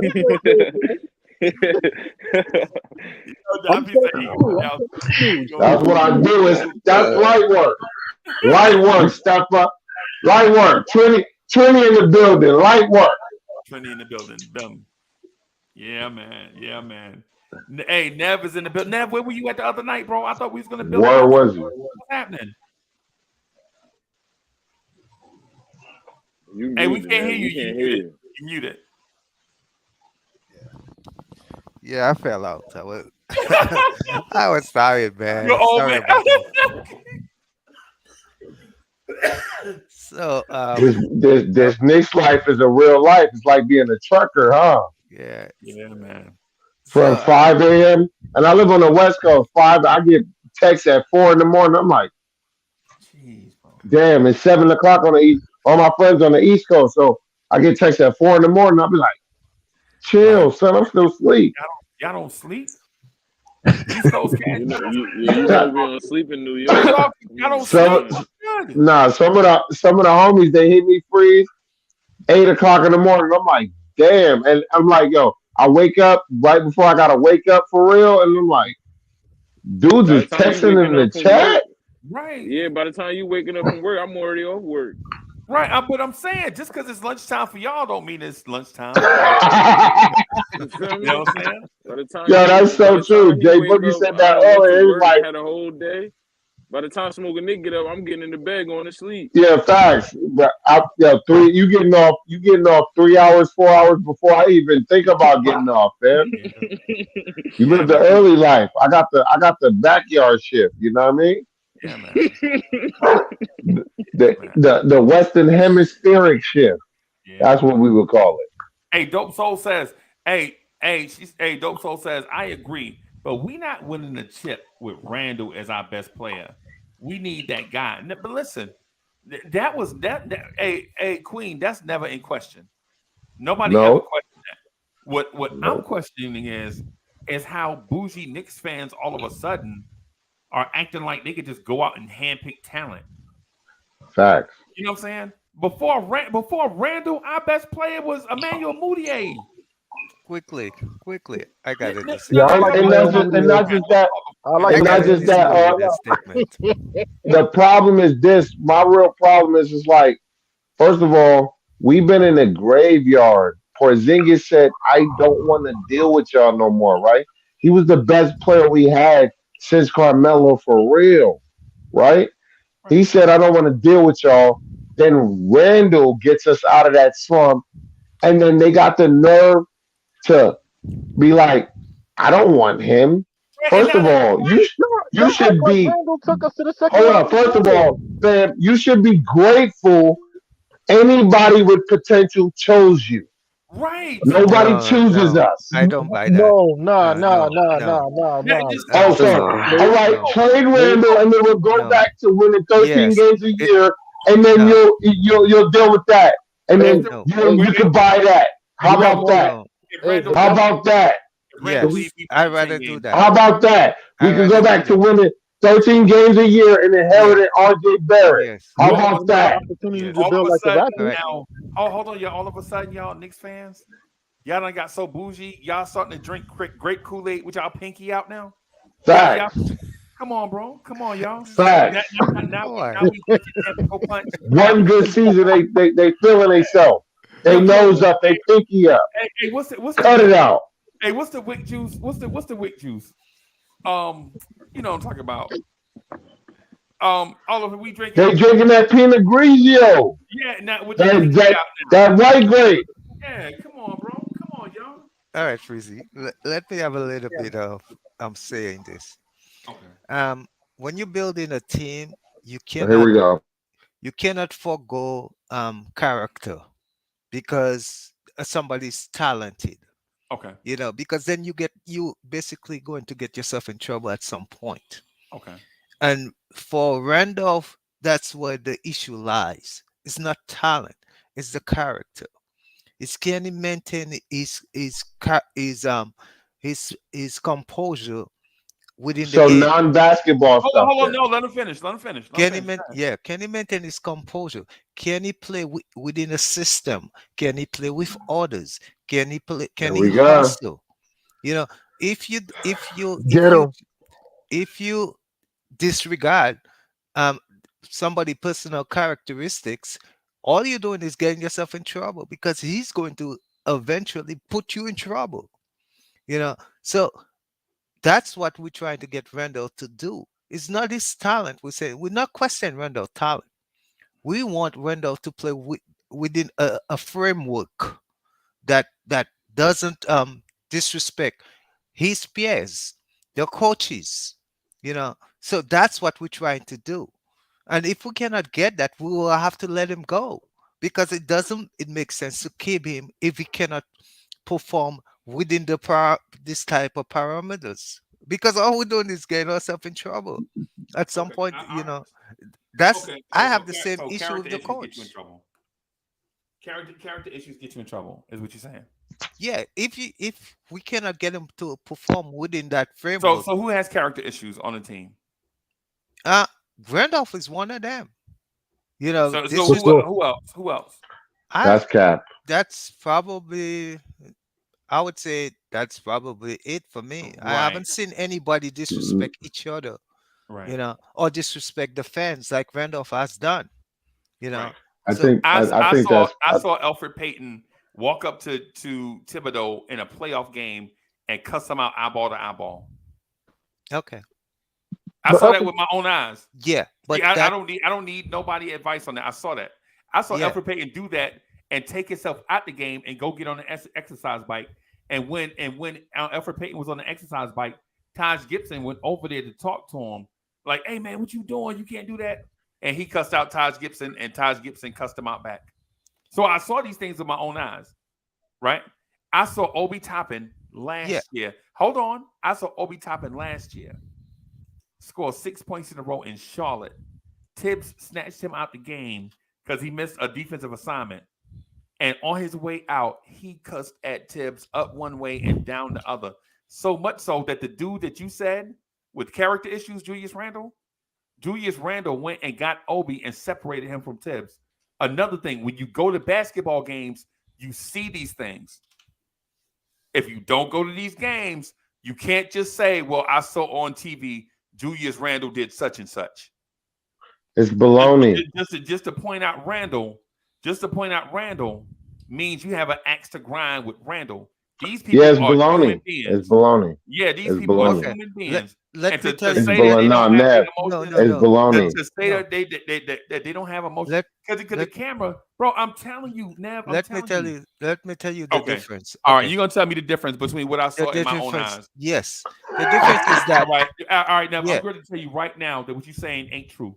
Okay. If you're going to tell me what I saw with my own eyes, I'm not going to question what you saw in your own eyes. I'm going to tell you the coach was responsible for those plays. It was Coach Tibbs to hold Payton responsible. Stafford Don, you know, Stafford Don was with me in Charlotte when the Obi thing. Stafford Don was with me in Charlotte, North Carolina when the Obi thing happened. And Stafford Don is in the chat. That burden fell on the coach. He was supposed to hold Obi responsible. If that suspended him for a few games, that's what I would have done. I would have suspended Obi. I would have suspended Oh boy, Peyton. Nev, you in trouble, Nev. You Your know, but nemesis, your that's the nemesis coach. is coming in the But chat. let me finish. No, But I Randall, can't. It's Hoodie Kev. It's Hoodie Kev. It's Hoodie Kev. I It's think Hoodie Kev. I think It's Woody Hoodie can. Kev. I It's think Hoodie Kev. I think Woody can will agree with me. It was the coach's responsibility to hold these players accountable. You cannot let a player just curse you out or walk off the court like it's his court. You know, you have to, as a coach, you have to hold those players accountable. But at the same time, Randolph went after the fans. That's why a lot of fans having No, issues the with fan went after Randolph. Randall. We all know Randolph didn't go after. it was a season ticket holder. It was a season ticket holder yelling at Randall about his family. Let's get the whole story right. Let's get the whole story right. Let's not tell part of the story. Season ticket holders had been on Randall for 7 to 8 games talking about his family.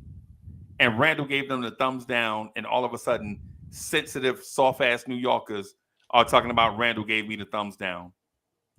That's not my argument. First, I like Nev, to say, if they did that to you, if they was talking trash about your family, I'm sure you wouldn't have gave them the thumbs down. Not the entire crowd. No. No, it No. wasn't the entire I crowd. might actually went up to the person that was telling me that and might knock him out. Right. But But it was a that's season that. ticket holder, What? and Randall did that to a season ticket holder. So And what? sensitive New Yorkers is like, Randall gave me a thumbs down, and False I'm narrative. offended. False narrative, Uncle Freeze. Come on, Nah, man. it's everybody. It's And everybody he in New had York. a, he Nah, had a, man. Freezy. He had plenty of opportunity to correct the record. He did My, not take it. I Okay. don't. My issue. Like, I don't even care about all this other personal stuff, man. If you could hoop, you could hoop.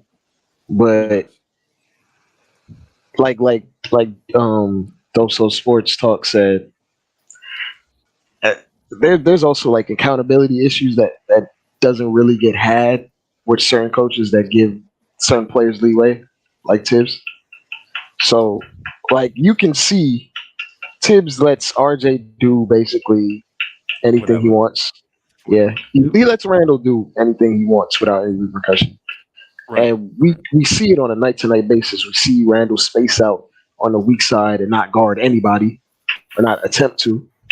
And there's no repercussion for it. And then this is partially the reason why you saw Obi cuss out Tibbs, because Obi is on the bench watching the game too. And he sees guys miss assignments and not get yanked immediately. Which immediately.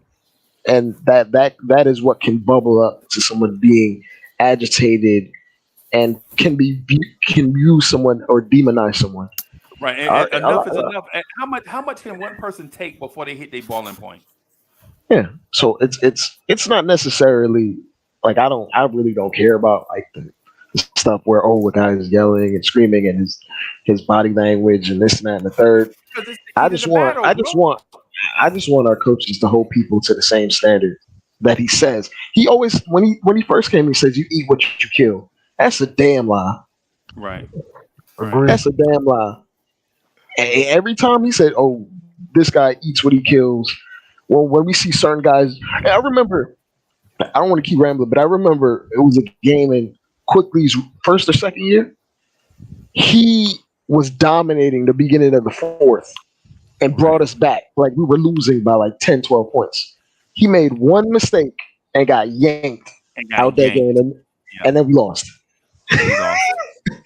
And it's just like you cannot have this mentality with certain players. I remember the game. He's talking about the Portland game in Portland the Saturday afternoon.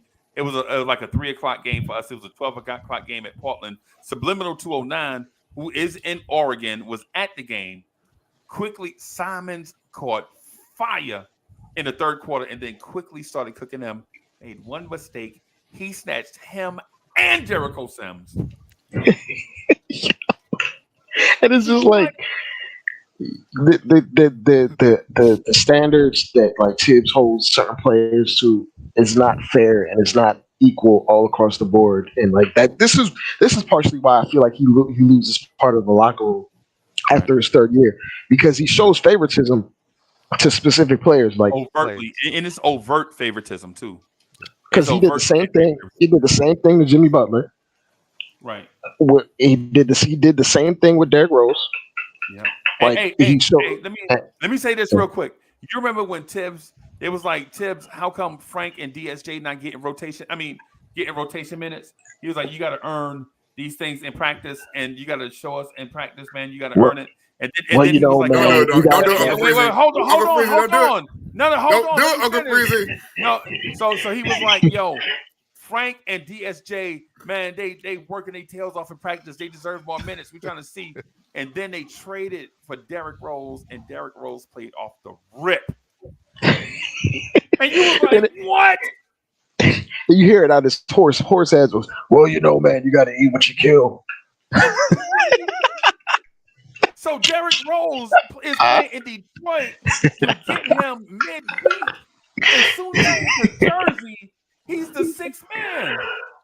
Oh man, that's the same thing that happened. That's the same thing that happened with Austin Rivers. Austin Rivers was hurt all of training camp. Yep. Hurt all of preseason. Yep. I think he missed like 2 games in the regular season. 2 games. Yep. Came back and played like 30 minutes a game. Yep. I'm like, when did he practice at all? When did he practice at all? Yep. And Hoodie Kev, those two games that Hoodie Kev is referring to, is Quickley came back around the same time, right? And they had like this dynamic duo in the backcourt. Yeah, I remember Austin Rivers and Quickley was like a dynamic duo. We was trying to like give them nicknames and stuff. Yeah, for like 2 games. And anybody remember that? Yeah. No, I guess it was just that. me.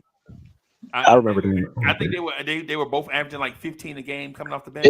They were calling them quivers, man. Remember that? No, they weren't. Oh yeah. Yes, they were on Twitter. They were calling them Quickley and Rivers means quivers. That's what they were calling them for that like 5-game span until he fell off a cliff. That man said they were calling a grown man quivers. Both of them, they were the combination of the two. They were calling them quivers, man. I swear to God. He said they were calling grown men. Nah, that's true.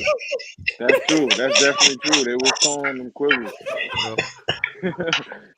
Yo, get out of here. They was calling Nick's Twitter is funny. They were calling grown men quivers. What's going on, bro?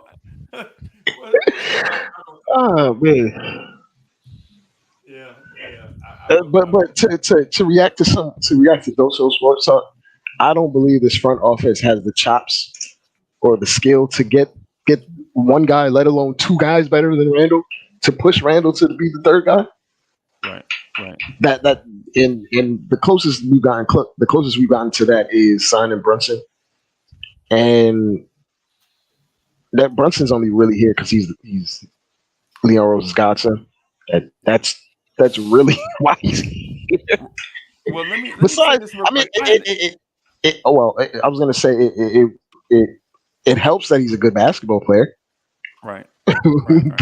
But if he was a bum, he would still be here. That pretty much. And so we heard the story, the same thing. They did the same thing with Austin Rivers. That's man. Right, but I just want to say one thing real quick before we get back to the beef. Right, I never thought in a million years that Staffordon and Hoodie Kev would be on the same page going against Nev, the disruptor. I haven't even begun to go after Nev yet. The only reason I came on here is because of the ridiculous takes that was spewing out of his mouth. And I was like, somebody has to come up here and put an end to this. And if the legend has to come out of her time to do that, then the legend just has to do it. Because some of the stuff he was saying was absolutely absurd. Honey Cap, I'm sitting here like, that I was, can't even that focus was on my work. Hey, Hoodie Cap, all I'm saying is when you get into your finishing move on some of us, bro, just be gentle, bro. Just remember it's rated G. You know what I'm saying? When I know sometimes it's like Mortal Kombat, right? I'm feeling a lot like Scorpion right now. Oh, Salute to Hoodie Kev, bro. It's been so Kev is in long, the bro. building. Salute. The Barnes kid's great. The Knicks universe legend Hoodie Kev Facts. is in the place to be. Me and Hoodie Kev argue like 3 years ago. We used to argue when he used to have the deep fade. Yeah, man. Hoodie Kev is in the building. Hey, so salute to the original. Hey, so for sure. Kev, just want to say one thing real quick, right? Right? And I'm not trying to start an argument again. I'm just not trying to rekindle like hard feelings or none of that stuff, man. But I'm on the fence with our young kids. I don't know if they're good or if they're bad, right? Because what I want to think is these kids are playing bad because the coach is ruining them. But then at the same time, I want to think that if you're any good, regardless of what the coach says, you should be able to outshine what the coach says. So what are you thinking? Aside from Brandon Nimmo signing an 8-year deal? Man, listen. On a side note, I'm sorry about it. I went to sleep. Before I went to sleep, I was talking to Uncle Breezy, and I said, I don't know what our Mets are going to do. We need to go out and sign Kevin Kiermaier or somebody. I was going to say, Uncle Fred, I got to go to sleep. He said his name right. I know. I butchered baseball players' names. But I wake up, breaking news on my phone, Mets signed Brandon Nimmo. I was on sleep for an hour and a half. Hey, bro, life comes at you fast, bro. Oh, man. But anyways, back to the Knicks. Oh, boy. Have we seen the Knicks organization take bright, promising, young players and absolutely destroy them? Yes, we have. Countless times. More than enough. We've seen the Knicks take golden children and turn them into coal. Right. At some point, it's like, even if we drafted well, there's no telling what these kids are going to be because there's absolutely no development, true development staff. Now, especially since who was the old Kentucky coach? I can't think of his name. Kenny Payne. Kenny Payne. Now that, especially Kenny Payne and Mike Woodson are gone. But Hoodie Kev, and just for old time's sake, because I love you, brother. It was great to see you, and great to see you back in the threshold of the favela of us chopping it up. You know what I mean? You know how we come, right? But I gotta push back on what you're saying, right? Should they be developing live in game, or should they be developing in practice? So before they get in game and we see what the product is, right?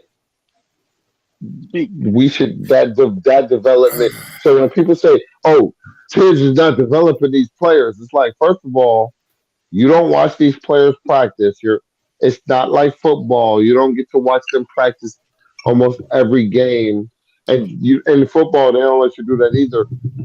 Only in the beginning of the season, they might let you watch 1 or 2 practices in training camp, but they're not let you go to watch every practice during the season. So I'm going to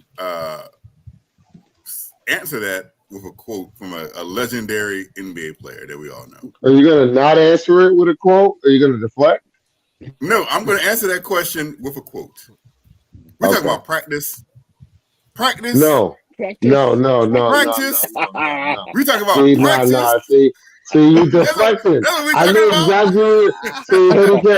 I knew exactly what you were doing. Because we used to argue. Lovely, fam. You're deflecting again, right? You're deflecting, and you're good at deflecting. Your deflecting tactics are beautiful. You're deflecting. What? Okay, in the course of a season, how many full practices does a team really have? Hold on. Are you equating basketball practice to football practice now? No, I'm talking about basketball practice. I'm saying in the NBA. They get enough practices. They get enough practices to be working on the stuff that they should be working on. if they're not getting better, that means they're not staying. Hold on, that means they're not coming in earlier and staying later. Stop that, because here's the thing. That's a fact. Here's the BS about that statement. If every single player, quote unquote, stayed at a practice, nobody would ever go home. So that right there is a ridiculous statement. Nobody just how is coming earlier and staying later ridiculous? I have seen with my own eyes. Uncle Freezy was there. I've seen with my own eyes players that are held in venomous angst on Knicks fans. I have seen Kevin Knox stay after games when they were taking up the court, practicing. They were taking up the court, They were literally for a Rangers game, and Kevin Knox was still out. Kevin Knox was still out there practicing. Yep. Oh, Hoodie Kev, you remember when Elfrid Payton cussed out Tibbs? Me and you was at the game in Atlanta, and he went and got on the exercise bike, and then he cussed out Taj Gibson. Nev told me that wasn't true. I never. I was there. Yeah, by the way, that wasn't true. I'm here. I'm here with my our own SWAT eyes, hat bro. on. I'm telling you, just because you see Randle flip out, don't mean other players are not flipping out, man. Come on. I have seen Jimmy Butler on national television have to get separated from one of the most respected coaches in the league. Facts. Yes. Facts. I remember seeing that too. They had to get separate on national television. And Eric Spoelstra might be one of the top 3 coaches in the league. Right. Yo, but Hoodie Kev, let's keep it real. Randle had one meltdown season, and they act like that was his whole career. One of the greatest players of all time literally got into it with one of the greatest coaches of all time and refused to go back in the game. Right. In the playoffs. Scottie Pippen and Phil Jackson. Yep. Yeah. So let's not pretend like this doesn't happen all the time. And that just happened. No, it's a narrative that was trying to be pushed so we could get. Yo, I get it. Knicks fans is mad. We didn't get KD and Kyrie. I get it. I was mad too. But we got they really killing it in Brooklyn, aren't they? But this is my other point, right? We already know why they don't want the state of New York winning the championships. Do you hear our fans? Do you hear how we talk to each other? Of course. It's tough. It's tough out here in these New York streets. But you got to beat that. For one, this is the thing that me and Hoodie Cav learned when we first got on here, start doing stuff. Man, you got to be thick skin out here. People talk mad aggressive. Like I talk aggressive too, man. I'll cut people off, and I'll be curt with people, and people is like, "Yo, Uncle Freezy he's such a." But that ain't just what it is. Is bro, you got to be a lion out here amongst lions, bro. Especially in these New York streets. Yeah, you got to be lions out here amongst these lions. Yeah, and matter of fact, I just wanted to say just real quick. So, Dope Soul Sports Talk. Thank you for the generous contribution. Salute, Queen. Randle could be a premier two-way player and raise the ceiling of this team if he would commit 85% of the time on the end. And I agree with a lot of that. I just think it's hard. It's hard. Just hold on. It's hard being the team's number one scorer and being the team's number one defender. It's tough. It's tough being that. You know what I'm saying? It's only like 4 or 5 people in the league that can do that. Like being depended on for buckets every night and being the top defender. And see, the thing is about what Queen said, and it's like I don't disagree with her. I disagree with the statement. It's funny how we say that about Randle, but we don't say it about Jalen Brunson. How about Jalen Brunson step his game up 85% of the time on the defensive end at the point of attack, and you wouldn't see Julius Randle scrambling on the back end? Yo, is basketball table tennis? No. See, you see. Hold on. Let me complete my analogy. Is basketball table tennis? Is Julius Randle out there by himself going against the other 15 players? Right? No. You may not like what you see from him every time, but naturally, if you know the person that carries you all the time they doing well, sometimes you feel compelled to help, right? We don't So got no Freezy, players on our team that's compelled to help that man. They compelled to let him take the fucking blame. Excuse me. Let him take the blame. I already done told Smoke 1,000 times. I just can't deal with that no more. Smoke, I just can't deal with it no more, bro. With the cursing, bro. So I Freezy, just you can't. I basically wanted to saying ask Smoke Actually, a Nev, question. before you go, by the way, Nah, Nev, ain't nothing. He ain't I'm coming. so. here. I'm here on behalf of the Caribbean, protecting you, Nev. I'm here with my SWAT hat on, coming in like a true Marine, and I'm going to be backing you up. Plus, Right. the Hey, Queen shout just out to mentioned Haiti, 1805. Jamaica, man, Jamaica. Oh, Yo, goodness. Oh, goodness. the Come on. Queen's you know, the Queen is right. She's not talking about him being the number one defensive. She's talking about his personal commitment of 85% on the defensive end. She's not saying that he takes over and just rocks it on defense. But if he just simply stays fully focused Okay. and do his defensive job 85% of the time, he would be what she's saying, a premier two-way player. Right. I don't And he's disagree, done bro. that. Okay. But what I I'm have saying is, and when you're talking about accountability, how come everybody can't do that though, Wiz? Because Okay. accountability has to come from the coach, Right. Freezy. It Yes. really has to come from the coach, and that's what's not happening. But He's So not that's putting therefore, why Randall on the bench. He's not putting Randall on the bench for missing that but that's assignment, where man. Randall I mean, that's where it's not when only Randolph. There Yeah, are other players. let him finish. Let him finish though. Go Yeah, ahead. it's not only go Randolph. There are other players that go rogue. Okay. That's why we have players complaining in the locker room or somewhere else. I think there's a lack of communication by this coach to the players. Definitely, he doesn't tell them what he's thinking or what he's planning to do. Like taking out Cam out of the rotation, a coach supposed to sit down with a player and just let him know, hey, you're not gonna be playing. But he doesn't do those. He doesn't do the stuff thing. Even in game, in game when he has to just talk to a player, hey, you should have passed the ball. Hey, you shouldn't shoot that shot or anything like that. That doesn't happen with this coach. So there's no actually accountability. I don't agree with you in that, Nev. Although I'm protecting you, I'm not going to agree with you in that case. He does it by yelling it out from the sidelines all the daggone time. But But secondarily, that's with yelling. with That Randall, that's not I accountability. know what you That's mean. But with one. Randall, when Randall cursed somebody out, you know why Butler can do it, and Randall, when he does it, his attitude is a factor. Is because Butler's paid his dues by being 100% present, offense and defense all the time. Okay. Because Randall has an attitude he has where sometimes he takes plays off, not maybe too often, especially on defense.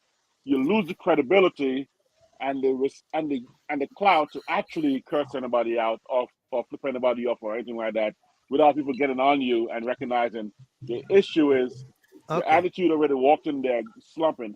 You made the boot camp. Oh, come on, please. You see some Wisdom. cats at boot camp who walked in with like the attitude. I used to call them California Marines in boot camp Yeah. or guys that commanded. And they walk in there with like this physical style. I'm like, man, if we go to combat, the first thing we're gonna do, right? Shoot him. We're gonna shoot him. Yep. Okay? That's Randall. It, I'm Yep. sorry. That's the like first thing. I And wanna, I I know wanna, he's I gonna wanna jump compete. in. Go ahead. Go ahead, Nev. I Sorry. wanna jump in, but Go. like if you don't hold everyone to the same standard, number one guy down, it's harder. It's gonna be harder as the years go on for you to hold the air of the locker room.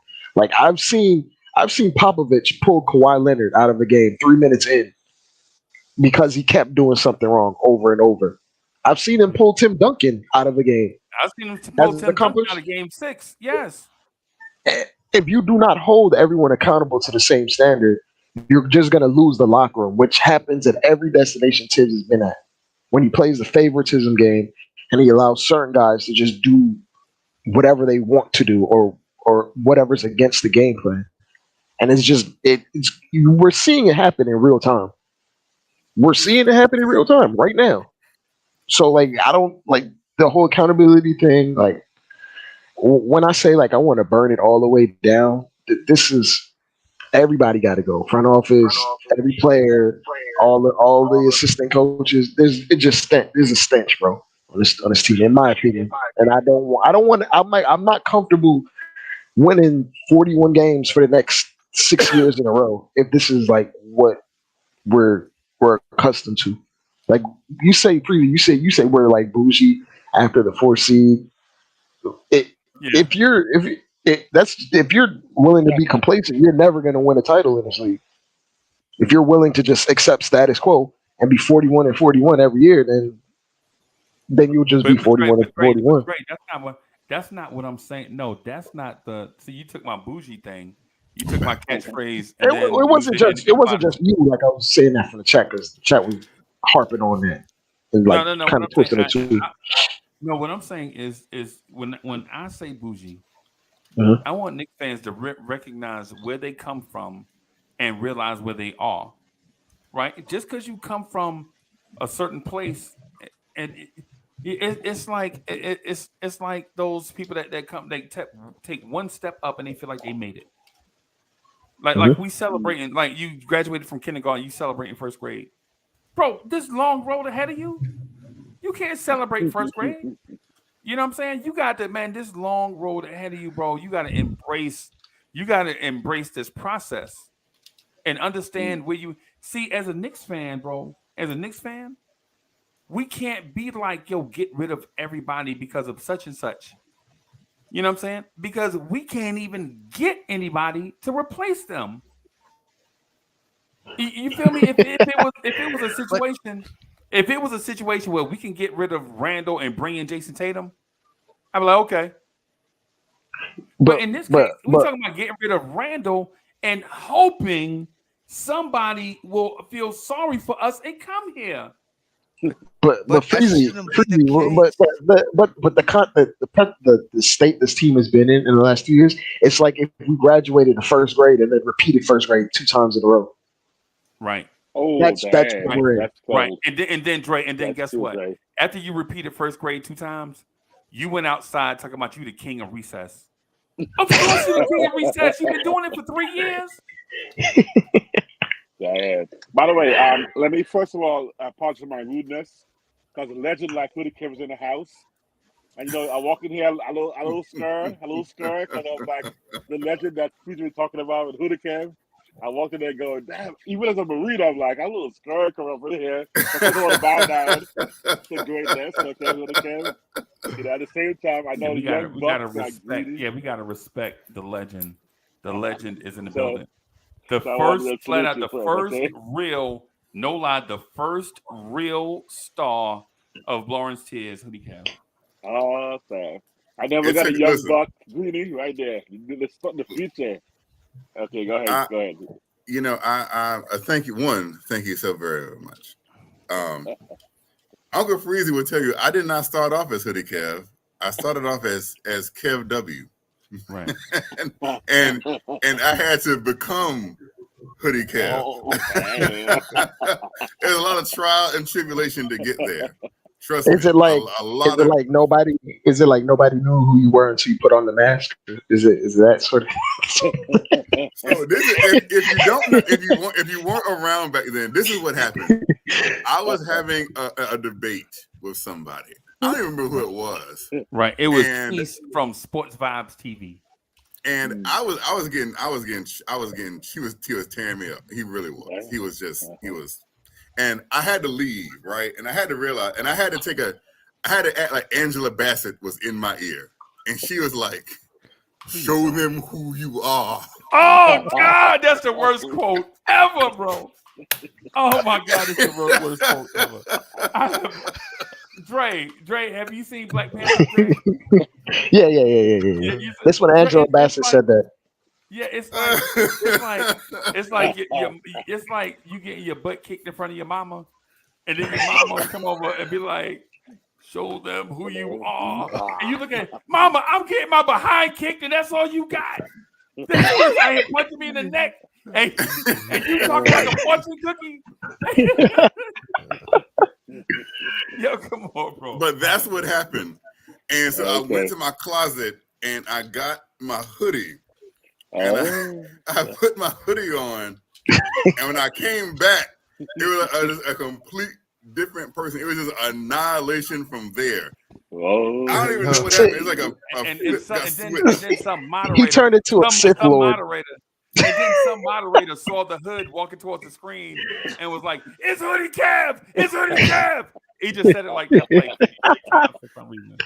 I don't know. I can't remember who that person was, but Oh, man.